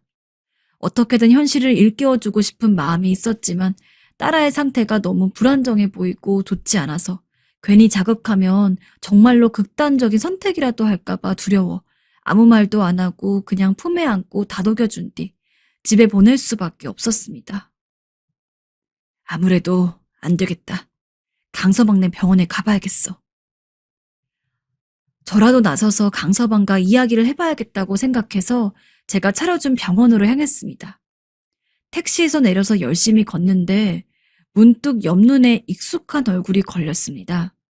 휙 돌아보니까 강서방이었습니다. 커피숍에서 커피를 사고 있는 강서방, 그리고 강서방 옆에 착 달라붙어 있는 여자 하나. 예전에 병원 개업 후 몇 번 정도 찾아갔을 때 강서방이랑 유독 사이가 좋아 보이던 간호사였습니다. 사위 병원에 치과 간호사가 한 명뿐인 건 아니었지만 전 유일하게 그 간호사만 기억했습니다. 처음에는 젊고 생긴 것도 연예인 같고 해서 눈길이 간 건데 점점 뭔가 꺼림칙한 느낌이 들더라고요. 그때 그 간호사가 눈앞에서 제 사위 팔짱을 끼고는 아주 어깨에 얼굴을 비벼대고 난리를 치는데 사위는 누가 봐도 해벌쭉한 얼굴로 간호사 볼을 꼬집더군요. 내가 저런 꼴을 보려고 그런 찝찝함을 느꼈나 싶어 팔을 걷어붙이고 씩씩대며 커피숍 안으로 들어갔습니다. 장모님, 여기는 어떻게? 사위가 절 보더니 당황한 얼굴을 했습니다. 전 카운터에 올려진 물병을 들고 사위와 간호사 얼굴에 뿌려버렸고요. 커피숍 안에 있던 손님들이 웅성거리는 소리가 들려왔지만 하나도 신경 쓰이지 않았습니다. 감히 내 딸 놔두고 바람피고 있던 사위를 당장 어떻게 해야 한다는 생각밖에 없었으니까요. 사위 팔짱을 끼고 있던 간호사는 깍 하고 소리를 지르더니 제 눈치를 보다가 불이 나게 커피숍 밖으로 나갔고 사위는 이러지도 저러지도 못하고 있었습니다. 네가 감히 정의를 두고 바람을 펴? 너 내가 민사소송이고 뭐고 할 수 있는 거 다 걸어서 병원 차려준 돈 다 받아낼 거니까 그런 줄 알아. 어디 가진 것도 없는 가난한 집 자식을 기껏 선심 써서 딸아이가 좋아한다는 거 하나 보고서 받아들여줬더니 어디서 이런 말도 안 되는 짓을 해? 여전히 분이 가시지 않아서 숨을 크게 씩씩거리는데 사위가 저를 끌고서는 커피숍 밖을 나갔습니다. 그러더니 근처 골목길에서 제 어깨를 턱 붙잡더니 정말 말 같지도 않은 이야기를 하더군요. 장모님, 정이 아픈 거 아시죠? 지금 이혼하면 정이 진짜 죽을지도 몰라요. 이번 한 번만 눈 감아주시면 제가 정이한테 잘할게요. 뭐라고? 지금 그걸 말이라고 하는 겐가? 잘못했습니다, 장모님. 근데 정말로 정희한테 이거 말하면 정희는 혼자 목숨 끊을래 해요. 장모님도 아시잖아요. 기가 차네 진짜. 제일 분했던 것은 사위 말대로였다는 겁니다. 불과 얼마 전 저와 대화를 할 때 사위가 언젠가는 다시 돌아올 거라고 굳게 믿고 있던 딸아이가 생각이 나서 머리가 복잡했죠. 일단 사위와 헤어지고 집에 와서도 한참을 고민을 했습니다. 딸아이는 사위가 설마 같은 병원에서 일하는 간호사랑 바람을 피는지는 꿈에도 모르고 있을 거예요. 그냥 전부 이야기를 해야 할지 아니면 입을 다물고 있어야 할지. 그러다 전 그날 밤 사위에게 전화를 했습니다. 여보세요? 오늘 그 장면 난 못 본 거일세. 하지만 또 한 번 그런 장면 보였다가는 그때는 정의가 아니라 내가 무슨 수를 써서라도 자네랑 우리 정이 헤어지게 할 거니까 그런 줄 알게. 하지만 저는 결국 딸아이 상태를 고려해서 사위의 외도를 한번 눈 감아주기로 결정했습니다. 모르는 것도 아니고 알면서 넘어가는 외도라니. 얼마나 가슴이 쓰리던지. 하지만 그래도 사위가 정말 양심이 있으면 그 큰 사건을 한번 넘어가 줬으니 이후에는 정말로 내 딸한테 잘할 거라고 믿었습니다. 그렇지만 한 달도 채 지나지 않아 딸아이가 또 울면서 저를 찾아왔습니다. 자기가 너무 힘들다고. 혹시 사위가 바람핀 것을 알고 있나 싶었지만 그런 느낌은 아니었습니다. 어젯밤에 민호 씨가 말도 없이 외박을 했어. 근데 그 전에도 몇 번 외박을 해가지고 내가 제발 외박을 할 거면 연락만 해달라고 했는데 이번엔 또 안 들어줬어. 나 어떻게 해야 하지? 제 어깨를 붙잡고 딸이 펑펑 우는데 전 어떻게 해야 될지를 몰라서 심란한 마음에 숨만 열심히 쉬었습니다. 딸아이가 우울증 약도 먹고 있는 데다가 본인을 좋아하는 걸 아니까 엄마인 제 입장에서 뭘 어떻게 못하리라고 생각을 하고 그렇게 사위가 막무가내로 구는 것 같았거든요. 가슴이 찢어지게 아팠습니다. 그래서 다음날 바로 사위를 찾아갔더니 저에게 그러더군요. 아, 정희한테 말하시게요? 말씀하세요, 장모님. 근데 결과에 책임은 지실 수 있으시죠? 뭐라고? 책임질 수 있으니까 하시는 말일 거 아니에요. 딸이 죽든 말든. 그죠? 자네 지금 돌아도 단단히 돌았구만. 단단히 돌았어. 그리고 그 뒤에서 어여쁜 여자가 사위를 부르는데 상간녀였습니다. 사위는 제 앞에서 그 상간녀의 팔을 유유히 끼고 뒤돌아섰고요. 정말 온갖 울분이 치밀었지만 전 그 자리에 그대로 굳어 있을 수밖에 없었습니다. 그리고 집에 돌아와 베개를 부여잡고 울었죠. 사실 지금 고민이 너무나 많습니다. 여러분들께서 도와주셨으면 좋겠어요. 어떻게 해야 할지 모르겠습니다.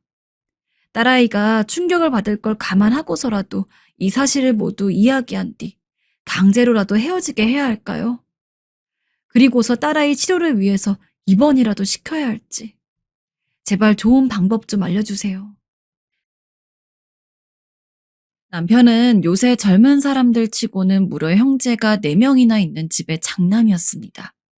외동딸인 저로선 집에 그렇게 사람이 많고 북적북적하다는 것 자체가 너무 신기했는데 무엇보다도 놀라웠던 것은 남편은 성장하면서 한 번도 형이나 동생들과 싸운 적이 없다고 하더라고요.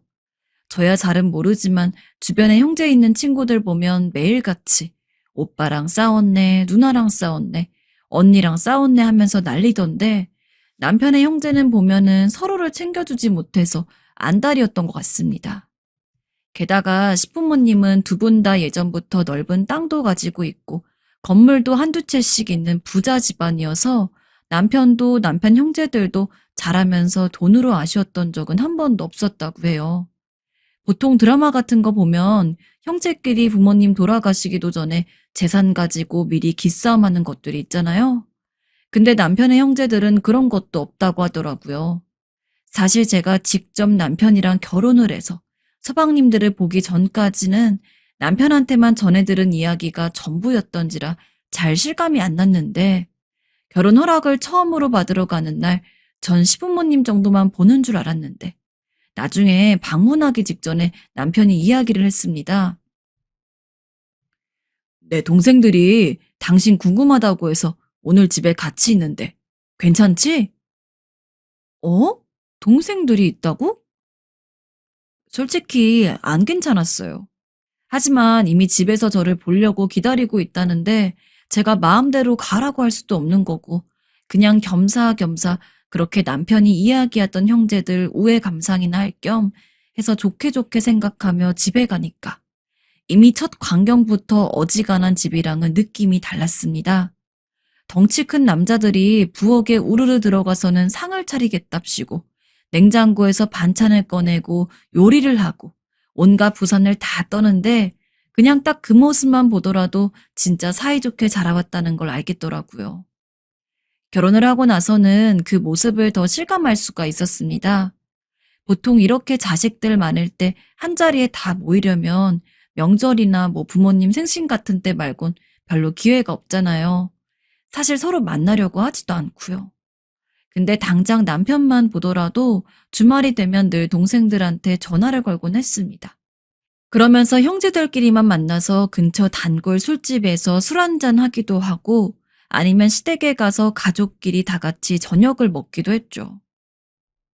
당신 원래 이렇게 서방님들이랑 자주 만나? 응.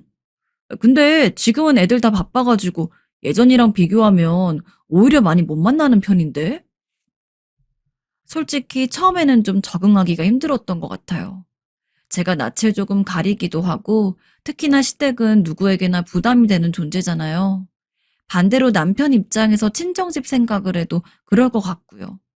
솔직히 어지간히 살가운 며느리들처럼 서방님, 서방님 하면서 얘기도 자주 걸고 어머님이랑 아버님한테 애교도 부릴 수 있으면 좋겠지만 성격상 그게 도저히 안 되다 보니까 식사 자리에 가서도 꼭 꺼다 놓은 보릿자루가 된 느낌을 자주 받곤 했습니다. 세아가 이것도 좀 들어봐라. 네가 이거 좋아한다면서? 그래가지고 내가 일부러 특별히 만들었는데 많이 먹어. 우와, 네, 감사합니다. 물론 시부모님은 참 다정한 분이셨습니다. 불행 중 다행이죠. 제가 아마 그 분위기에 잘 어울리지 못하고 있다는 거를 아셨던 것 같습니다. 게다가 서방님들도 형수님 하면서 제가 어떻게든 대화에 끼게 도와주기도 하고 나중에 들어보니까 남편한테 슬쩍 이런 이야기도 했다고 하더라고요. 형수님은 이런 거 안 좋아하실 수도 있으니까 형이 나중에 슬쩍 물어보고 잘 챙겨드려. 우리야 뭐 아무 때나 만날 수도 있는 건데 굳이 자주 볼 필요는 없으니까. 그러게. 솔직히 우리야 가족이고 내 와이프도 형수님보다는 우리 집안 사람 된 지가 오래됐으니까 익숙하지만 형수님은 형이랑 결혼한 지도 얼마 안 됐잖아. 둘이서 알콩달콩 신혼을 즐기고 싶을 수도 있는데 거의 매주 시댁에 와야 한다고 그러면 내색은 안 하셔도 조금 마음이 그럴 수도 있어. 시부모님이나 서방님들이나 제가 어떤 행동을 보여도 다 이해를 해주고 오히려 저를 먼저 배려해주는 분들이었기에 저도 성격상 남들이랑 어울리는 걸 힘들어하긴 했지만 그래도 어떻게든 다 같이 잘 지내보려고 노력은 할 수 있었던 것 같아요. 그래도 사람이 노력하면 뭐라도 된다고 어느 정도 시간이 지나니까 저도 그래도 동서들이랑 반쯤은 친구처럼 이야기도 하고 지내게 되고 시부모님한테도 예전보다는 조금 애교스러운 말도 할 수 있게 되고 서방님들도 과거보다 훨씬 더 편해져가지고 이제는 가끔 심심하면 남편한테 먼저 우리 시댁에 가서 저녁이나 먹을까? 하고 제의를 하게 되더라고요. 평생 북적북적함과는 거리가 먼 인생을 살아와서 그런지 이렇게 화목하고 분위기 좋은 가정 환경에 함께 어울릴 수 있다는 게 좋았던 부분도 있는 것 같아요. 하지만 문제 아닌 문제가 있었습니다. 거의 1, 2주에 한 번씩 시댁에서 온 가족이 다 모여서 식사를 하면서 분위기도 좋고 다 좋았지만 그 와중에 시부모님이 너무 자주 다투셨다는 겁니다. 형제들의 분위기와 시부모님의 분위기가 너무 달라서 초반에는 엄청 놀랐어요. 내가 이 요리에는 후추 뿌리지 말라고 그랬잖아요. 대체 몇 번을 이야기 알아들어요? 아니, 그까짓 것 좀 까먹을 수 있지. 내가 요리에 후추 하나 뿌렸다고 이렇게 큰 소리를 들어야 돼? 싸우는 이유가 엄청 중요하기라도 한 거면 말을 안 합니다. 두 분이 다투시는 걸 자세히 들어보면 정말 남들은 애초에 싸우지도 않을 만한 무척 사소한 일로 자주 다투셨어요. 너무 자잘해서 기억도 안 나는 게 태반인데 그나마 너무 이상해가지고 생각이 나는 것들만 몇 가지 이야기를 하자면 한 번은 두 분이서 거실에 앉아서 빨래를 개고 계셨습니다. 그리고 저는 동서들과 설거지를 하고 있었고 서방님들은 방 청소를 하고 있었어요. 근데 갑자기 거실에서 또 평소처럼 투닥투닥 다투는 소리가 나길래 가서 들어보니까 시아버지가 빨래 하나를 뒤집어서 갠 모양입니다. 근데 시어머니가 그걸 가지고 시아버지에게 삿대질을 하면서 아니 대체 빨래를 몇십 년을 겠는데도 이런 거 하나 구별을 못해요? 라며 타박을 했고 시아버지도 시아버지 나름대로 실수한 걸 가지고 왜 그렇게 날카롭게 구느냐며 시어머니에게 화를 냈죠. 그나마 서방님들이 아유, 엄마, 아빠, 또 왜 그래요? 그만하세요. 하며 일찍이 말렸기 때문에 두 분의 싸움은 그런 식으로 일단락됐지만 그 이후에도 솔직히 두 분 사이가 그렇게 좋아 보이진 않았습니다. 딱 봐도 그때 싸운 여파로 냉전 관계가 이어지고 있는 것 같았죠. 또 한 번은 가족끼리 모여서 보쌈을 시켜 먹고 있을 때였습니다. 시어머니는 원래 보쌈을 먹을 때 아무것도 안 찍어 드시는 스타일이고 시아버지는 반대로 일반 사람들보다 장을 더 듬뿍 찍어서 먹는 스타일이었는데 시아버지가 본인 먹을 보쌈을 젓가락에 짚고 쌈장을 푹 찍어서 그릇으로 가져가다가 시어머니가 딱 먹으려고 집은 보쌈에 장이 떨어진 것입니다. 당신은 장을 찍어 먹을 거면 좀 적당히 찍어서 가져가야지. 이게 뭐예요? 내가 먹을 보쌈까지 장이 묻었잖아요. 아니, 장 묻어서 먹기 싫으면 내려놓고서 다른 거 먹으면 되지. 뭘 그렇게 유난이야, 유난은. 어휴, 밥맛 떨어지게. 그날도 서방님들이 아니, 왜 좋은 날 또 그만하세요, 좀.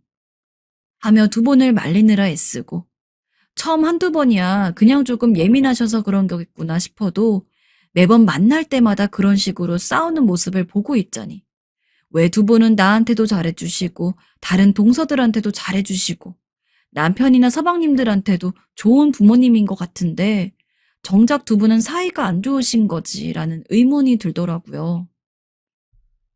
혹시 어머님이랑 아버님 사이가 별로 안 좋으셔? 어째 우리가 밥을 먹으러 갈 때마다 싸우는 것 같은데. 너무 궁금해서 참다가 나중에는 제가 남편한테 물어봤습니다.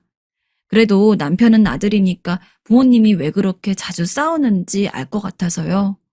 그랬더니 아니나 다를까 남편은 다 안다는 듯이 고개를 끄덕이면서 저한테 이야기를 해줬습니다. 두 분 젊었을 적에 아버지가 어머니한테 좀 잘못을 해서 그래. 잘못? 무슨 잘못을 하셨는데? 시아버지는 연세가 있으신데도 불구하고 굉장히 잘생기신 얼굴이었습니다. 게다가 옛날 사람 같지 않게 키도 크시고 저도 처음에 시아버지 얼굴을 봤을 때 인기 정말 많으셨겠다 하고 생각을 했거든요. 근데 잘생긴 사람은 얼굴값을 한다는 게 옛날부터 전해져 오던 말인 건지 실제로 시아버지가 시어머니랑 결혼을 한 지 얼마 안 되었을 시절. 그러니까 젊으실 적에 여자들이 꽤나 따랐다고 합니다. 결혼을 했는데도 말이죠. 뭐 그냥 여자들이 시아버지를 좋아하고 마음에 담아두는 거야 누가 뭐라 할 수가 없겠지만 문제는 시아버지도 그런 인기를 즐기셨던 모양이에요. 여자들이 시아버지를 부르면 시어머니한테 말을 안 하고 나가서 놀다가 들어온다던가.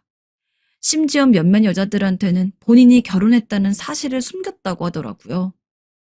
이걸 다행이라고 해야 할지 아니라고 해야 할지 모르겠지만 일단 두 집 살림 같은 건 안 하셨다는 게 확실한데 그렇다고 해서 바람을 피지 않은 거라고 하기에도 참 애매모호하고 근데 시어머니는 이 사실이 드러나기 전까지 정말 시아버지가 그런 행동을 하고 있을 거라곤 상상도 못 하셨다고 합니다. 워낙 시아버지를 철석같이 믿으셨다고 해요. 근데 시어머니가 알게 된 계기가 참 시아버지가 시어머니와 예전부터 친한 친구와 바람을 피는 듯 아닌 듯 아슬아슬한 외줄타기를 즐기다가 마침 그 친구네 집에 놀러 갔던 시어머니가 그 장면을 딱 목격하면서 알게 된 것이죠. 친한 친구와 다른 마음을 품은 남편이라니. 얼마나 시어머니 입장에선 충격적인 모습이었겠습니까? 다른 사람도 아니고 친구인데 말이죠. 아버님이 너무하셨네. 꼭 무슨 스킨십을 하고 그래야만 바람은 아니지. 아무튼 그래서 그 사건 때문에 두 분이 사이가 안 좋으신 거야? 그렇지 뭐. 그 일 뒤로 아버지가 특별히 어머니한테 사과를 제대로 한 것도 아니고 옛날 분들이라 이혼까지 할 생각은 못 하셨을 거야. 게다가 자식들도 넷이나 있는데 그냥 애들 보고서 어찌저찌 살다가 지금까지 온 건데. 어머니 입장에서 그때 느꼈던 충격이 가실 리가 있겠어? 에휴, 아무튼 그래서 그랬구나. 옛날 분들이라 그런지 그렇게 좋지 않은 사이로 지내면서도 이혼 이야기를 안 꺼내셨다길래 그냥 그런가 보다 하고서 있었습니다. 많이 늦긴 했지만 내심 지금이라도 두 분이 사이가 잘 풀리기를 바라면서요. 그 뒤로 별일만 없었다면 저는 분명 그 이야기를 언젠간 잊었을 겁니다. 하지만 기어이 일이 터졌죠. 어쩐 일인지 딱 남편과 그 이야기를 나누고 하루가 지나서 시어머니가 온 가족들을 소집했습니다. 보통 서방님들이나 저희 남편이 먼저 시댁에 가자고 이야기를 꺼내서 다 같이 모였지. 한 번도 시어머니가 먼저 저희를 부른 일은 없었기에 저나 남편이나 무슨 일인가 싶었죠. 그리고 저희는 주말에 시댁을 가자마자 거실에 둘러앉아서 시어머니에게 충격적인 이야기를 듣게 됩니다. 우리 이제 각자 갈 길 가기로 했다. 네? 엄마, 그게 무슨 말이에요?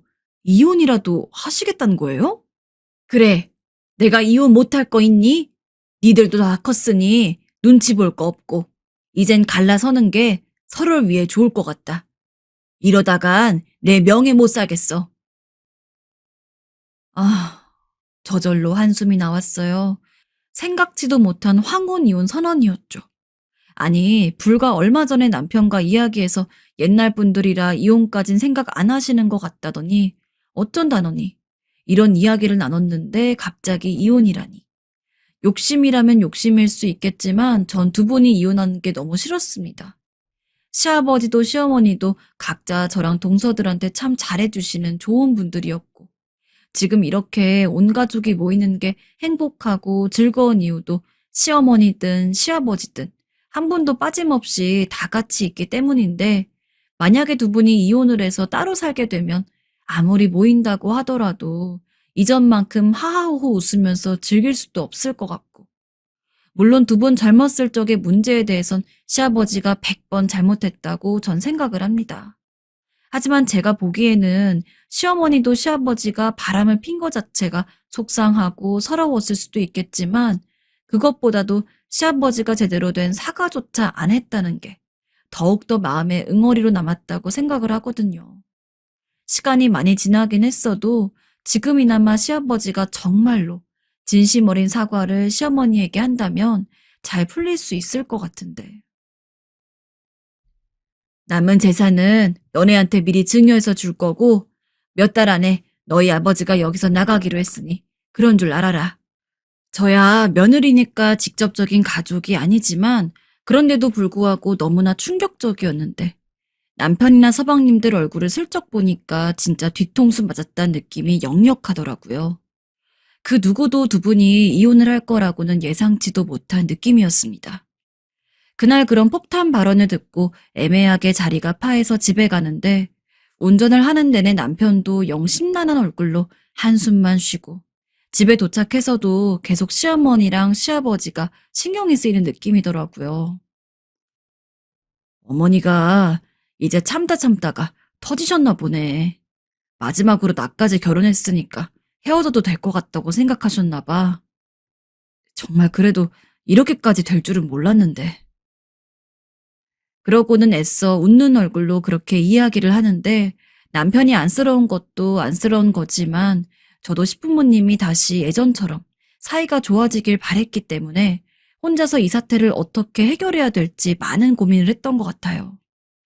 그러다가 문득 동서들 생각은 어떨까 싶어서 평소 유독 친하게 지냈던 셋째 동서에게 전화를 걸었죠.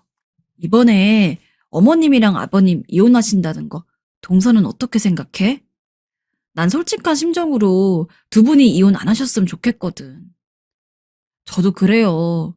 혹시 무슨 좋은 방법이라도 없을까요, 형님? 아, 그러게. 나도 방법이 있다면 좋겠는데 내 머릿속에선 안 나오네. 당장 얼마 뒤면 두 분의 이혼이 진짜로 이뤄지는 거였기 때문에 저흰 최대한 빠르게 아이디어를 내야 했습니다. 그러면서 서로 이야기를 나누다 보니까 역시나 시아버지가 과거에 시어머니에게 잘못한 사실이 나오더라고요. 저나 동서나 같은 생각이었습니다. 일단 그 사건에 대해서 시어머니가 가지고 있는 앙금이 풀려야 이혼도 없던 일이 될 거라는 것을요. 그러면 결국 시아버지가 본인 잘못에 대해서 제대로 시어머니에게 사과하는 수밖에 없었죠. 이거는 제가 또 한번 생각을 해본 건데, 일단 아버님이 어머님한테 사과를 하는 것도 좋지만 그것 말고도 뭐랄까, 부모로서의 감성을 자극할 만한 이벤트가 있으면 좋을 것 같아요. 어머님은 아버님의 아내이시긴 하지만 동시에 내 자식들의 어머니이기도 하시니까 자식들이 쓴 편지를 받는다면 그것 때문에라도 조금 마음이 흔들리지 않을까요? 확실히 동서가 어려서 생각이 자유롭기도 하고 아이디어가 좋아서 그런지 동서 이야기를 듣자마자 딱 그거다란 느낌이 들었습니다. 그래서 동서에게는 편지를 맡기고 시아버지를 설득하는 일은 제가 하기로 했죠.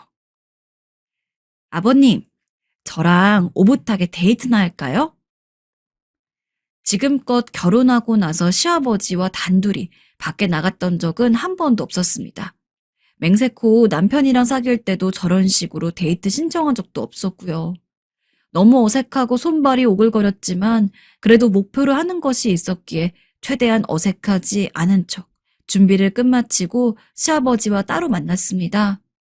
시아버지도 제가 이런 요구를 할 성격이 아니란 걸 아는지 나와 계시면서도 얼떨떨한 표정이시더라고요. 일부러 모르는 척 시아버지 팔에 팔짱을 끼고 거리를 조금 걷다가 다리가 아프다는 핑계를 대면서 카페에 들어갔습니다. 아버님, 홍차 좋아하시죠? 여기 마침 홍차가 엄청 맛있는 곳이라서요. 홍차로 시킬게요. 시아버지와 마주보고 앉아서 조용히 차를 마시다가 시아버지도 좀 긴장이 풀어진 것 같은 분위기길래 그때 제가 슬쩍 이야기를 꺼냈습니다. 아버님, 저 실은 남편한테 들어서 예전에 두 분 젊었을 적에 두 분 사이에 무슨 일이 있었는지 알고 있어요. 설마 제가 그 와중에 그런 이야기를 꺼낼 거라곤 생각도 못 하셨는지 시아버진 조금 놀란 표정을 하셨죠. 금방 멋쩍게 변했지만요. 그 모습을 보니까 시아버지도 본인이 한 일에 대해 잘못을 모르고 있는 건 아닌 것 같았습니다. 이건 제가 어머님이랑 같은 여자이기에 더 잘 아는 걸 수도 있는데 저로선 아버님이 그때 어떤 생각을 가지고 그렇게 행동을 하셨는지는 알 수가 없어요. 하지만 아버님이 어떤 의도셨던 어머님의 입장에서는 분명히 큰 상처였을 거라고 생각을 해요. 만약에 지금 제 남편이 아버님이랑 똑같은 행동을 하였다면 정말 솔직한 심정으로 전 이혼까지도 고려할 수 있을 것 같아요. 제가 그만큼 남편을 사랑하기 때문에요. 사랑하지도 않는 사람이 바람을 피워봤자 무슨 신경이 쓰이겠어요. 하지만 너무 사랑하니까 그 사람이 내가 아닌 다른 사람을 봤다는 것이 화가 나고 슬프고 속상하다고 생각해요. 그러냐? 어머님도 그러지 않았을까요? 아버님이 과거 행동에 대해서 조금이라도 어머님한테 미안한 마음이 있다면 전 꼭 아버님이 어머님에게 사과를 했으면 좋겠어요. 며느리로서 이 집에 들어왔지만 저한텐 어머님도 아버님도 무척 소중하거든요. 그래서 두 분이 헤어지는 걸 보고 싶지가 않아요. 이렇게 아버님 불러서 말씀드리는 게 예의 없어 보일 수도 있겠지만 그냥 지금처럼 저는 동서들이랑 서방님들이랑 어머님, 아버님 이렇게 모두 모여서 밥 먹고 웃고 떠드는 시간이 너무 좋아요. 아버님도 어머님이랑 헤어지고 싶은 게 아니라면 사과하는 것에 대해서 한번 생각해 보실 수 없을까요? 최대한 진심을 다해서 제 마음을 시아버지에게 전했습니다. 그랬더니 시아버지도 느끼는 바가 있었는지 고개를 푹 숙이시더라고요. 그래서 시아버지에게 조곤조곤 이야기를 드렸습니다. 당장 말로 하는 거는 아버님도 여러모로 정리가 안 될 수 있으니 편지를 써서 마음을 전하자고. 이제 곧 어버이날이니까 그때 마침 서방님들도 편지를 써가지고 어머님에게 드리기로 했고 그때 아버님도 깜짝 이벤트로 직접 쓴 편지를 낭독하면서 어머님에게 사과를 하면 좋을 것 같다고요. 그래, 아가, 네 말이 맞다. 그렇게 하자. 나도 생각 못한 걸 네가 대신해 주는구나. 고맙다, 아가. 그 말을 듣는 순간 속으로 환호성이 터져나올 뻔했습니다. 너무 다행이었죠. 그렇게 결국 시아버지의 동의를 얻고 저희 가족은 어버이날에 맞춰서 오로지 어머님만을 위한 깜짝 이벤트를 준비했어요. 시어머니 몰래 다른 가족들끼리 모여서 편지를 대충 확인하고 남편이랑 서방님들 어렸을 때 사진 같은 걸 모아서 영상 만드는 쪽 일을 하는 동서의 도움을 받아 엄청 부드러운 배경음악도 깔아서 감동적인 동영상까지 만들었죠. 그리고 마지막에는 시부모님의 결혼 사진까지 클라이맥스로 넣어두었죠. 저희 계획은 이랬습니다. 여느 때처럼 다 같이 모여서 밥을 먹다가 아무 말도 없이 어머님을 뺀 모든 가족이 하나둘 방으로 들어가고 갑작스러운 상황에 어머님이 당황해하는 모습을 보이면 제가 나와서 미리 찍어둔 동영상을 틀고 남편부터 순서대로 짧은 편지를 읽은 다음에 마지막에 시부모님의 결혼 사진이 나오면 그때 시아버지가 딱 등장해서는 본인이 쓰신 편지를 읽는 거였습니다. 그러면 감동을 받은 시어머니가 눈물을 흘리는 그런 흐름. 계획을 전부 짜고 나니까 너무 떨리더라고요. 저희가 어떻게 하는지에 따라서 시어머니의 마음이 바뀔지 안 바뀔지가 결정이 되는 거였으니까요. 그리고 대망의 날, 시아버지와 이혼을 결심한 뒤로 굳이 가족들끼리 모이고 싶지 않은지 계속해서 거절하는 시어머니를 힘겹게 설득을 해서 온 가족이 이전처럼 다 같이 모여 식사를 했습니다. 정말 평소처럼 재밌는 이야기들 나누면서 웃고 떠들다가 제가 슬쩍 눈짓을 주면서부터 이벤트가 시작됐어요. 우선 남편이랑 제가 먼저 일어나서 방에 들어갔습니다. 아니, 쟤네는 왜 갑자기 말도 없이 방에 들어가? 벌써 다 먹었나? 어리둥절한 시어머니의 목소리가 저희가 있는 방까지 들렸습니다. 하지만 그 말에 아무런 답변도 하지 않은 채 나머지 서방님들이 먼저 일어나서 우르르 다른 방으로 들어가고 그 이유는 동서들, 마지막은 시아버지였습니다. 이게 뭐 하는 거야?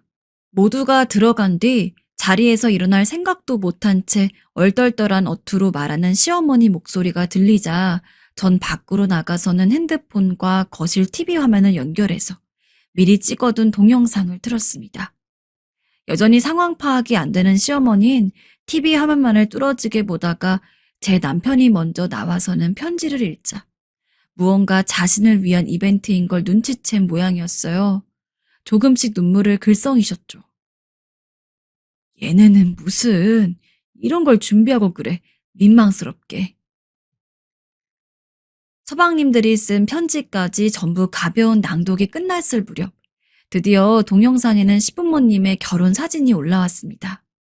시아버지가 들어가 있는 방 근처에 서 있던 셋째 서방님이 이제 나와야 된다는 신호로 방문을 똑똑 두들기자 시아버지가 엄청 긴장한 기색으로 편지를 손에 쥔 채 거실로 나왔어요. 사랑하는 여보, 과거 내 잘못에 대해 한 번도 당신에게 용서를 빌지 않았던 것이 너무도 미안해요. 잘한 것 하나 없는 내가 뭐 그리 잘났다고 그렇게 뻣뻣하게 굴었는지, 당신이 이렇게 나랑 헤어지겠다고 하고 나서야 당신이 얼마나 많은 상처를 받았는지, 내가 얼마나 많이 잘못했는지 깨달을 수가 있었어요. 내가 정말 염치가 없는 놈이지만 부디 한 번만 나를 용서해 줄 순 없겠어요? 제발 부탁합니다. 더듬더듬 떨리는 목소리로 그렇지만 진정성 가득하게 시아버지가 한자 한자 편지를 읽는데 한순간에 온 집안이 시어머니 눈물 소리로 울음바다가 됐습니다. 서방님들도 어쩐지 애틋한 얼굴로 두 분을 지켜보았고 시어머니는 자식들 편지까지는 어떻게 꾸역꾸역 참으시는 것 같았는데 시아버지의 진심 어린 편지는 견딜 수가 없었는지 엉엉 우셨죠. 그래요, 여보. 우리 다시 한번 잘해봐요. 시어머니도 다행히 시아버지의 마음을 알겠는지 용서를 해주셨고 그날 두 분은 처음으로 저희들 보는 앞에서 뽀뽀까지 쭉 했습니다. 그 이후로 많은 시간이 지나진 않았지만 지금 두 분은 제가 그동안 봐왔던 그 어느 때보다 정말 사이가 좋아 보이세요. 이벤트를 하기 전까진 이게 성공할 수 있을지 걱정이 많았는데 잘 통해서 너무 다행인 것 같습니다. 앞으로도 두 번 다시 싸우지 않고 평생 이렇게 알콩달콩 사셨으면 좋겠어요. 그리고 이 사연 혹시나 들으신다면 저 너무 나무라지 마시고 그냥 예뻐해 주셨으면 좋겠어요. 오늘 행복한 하루 되시길 바라며 그럼 이만 글을 마치겠습니다.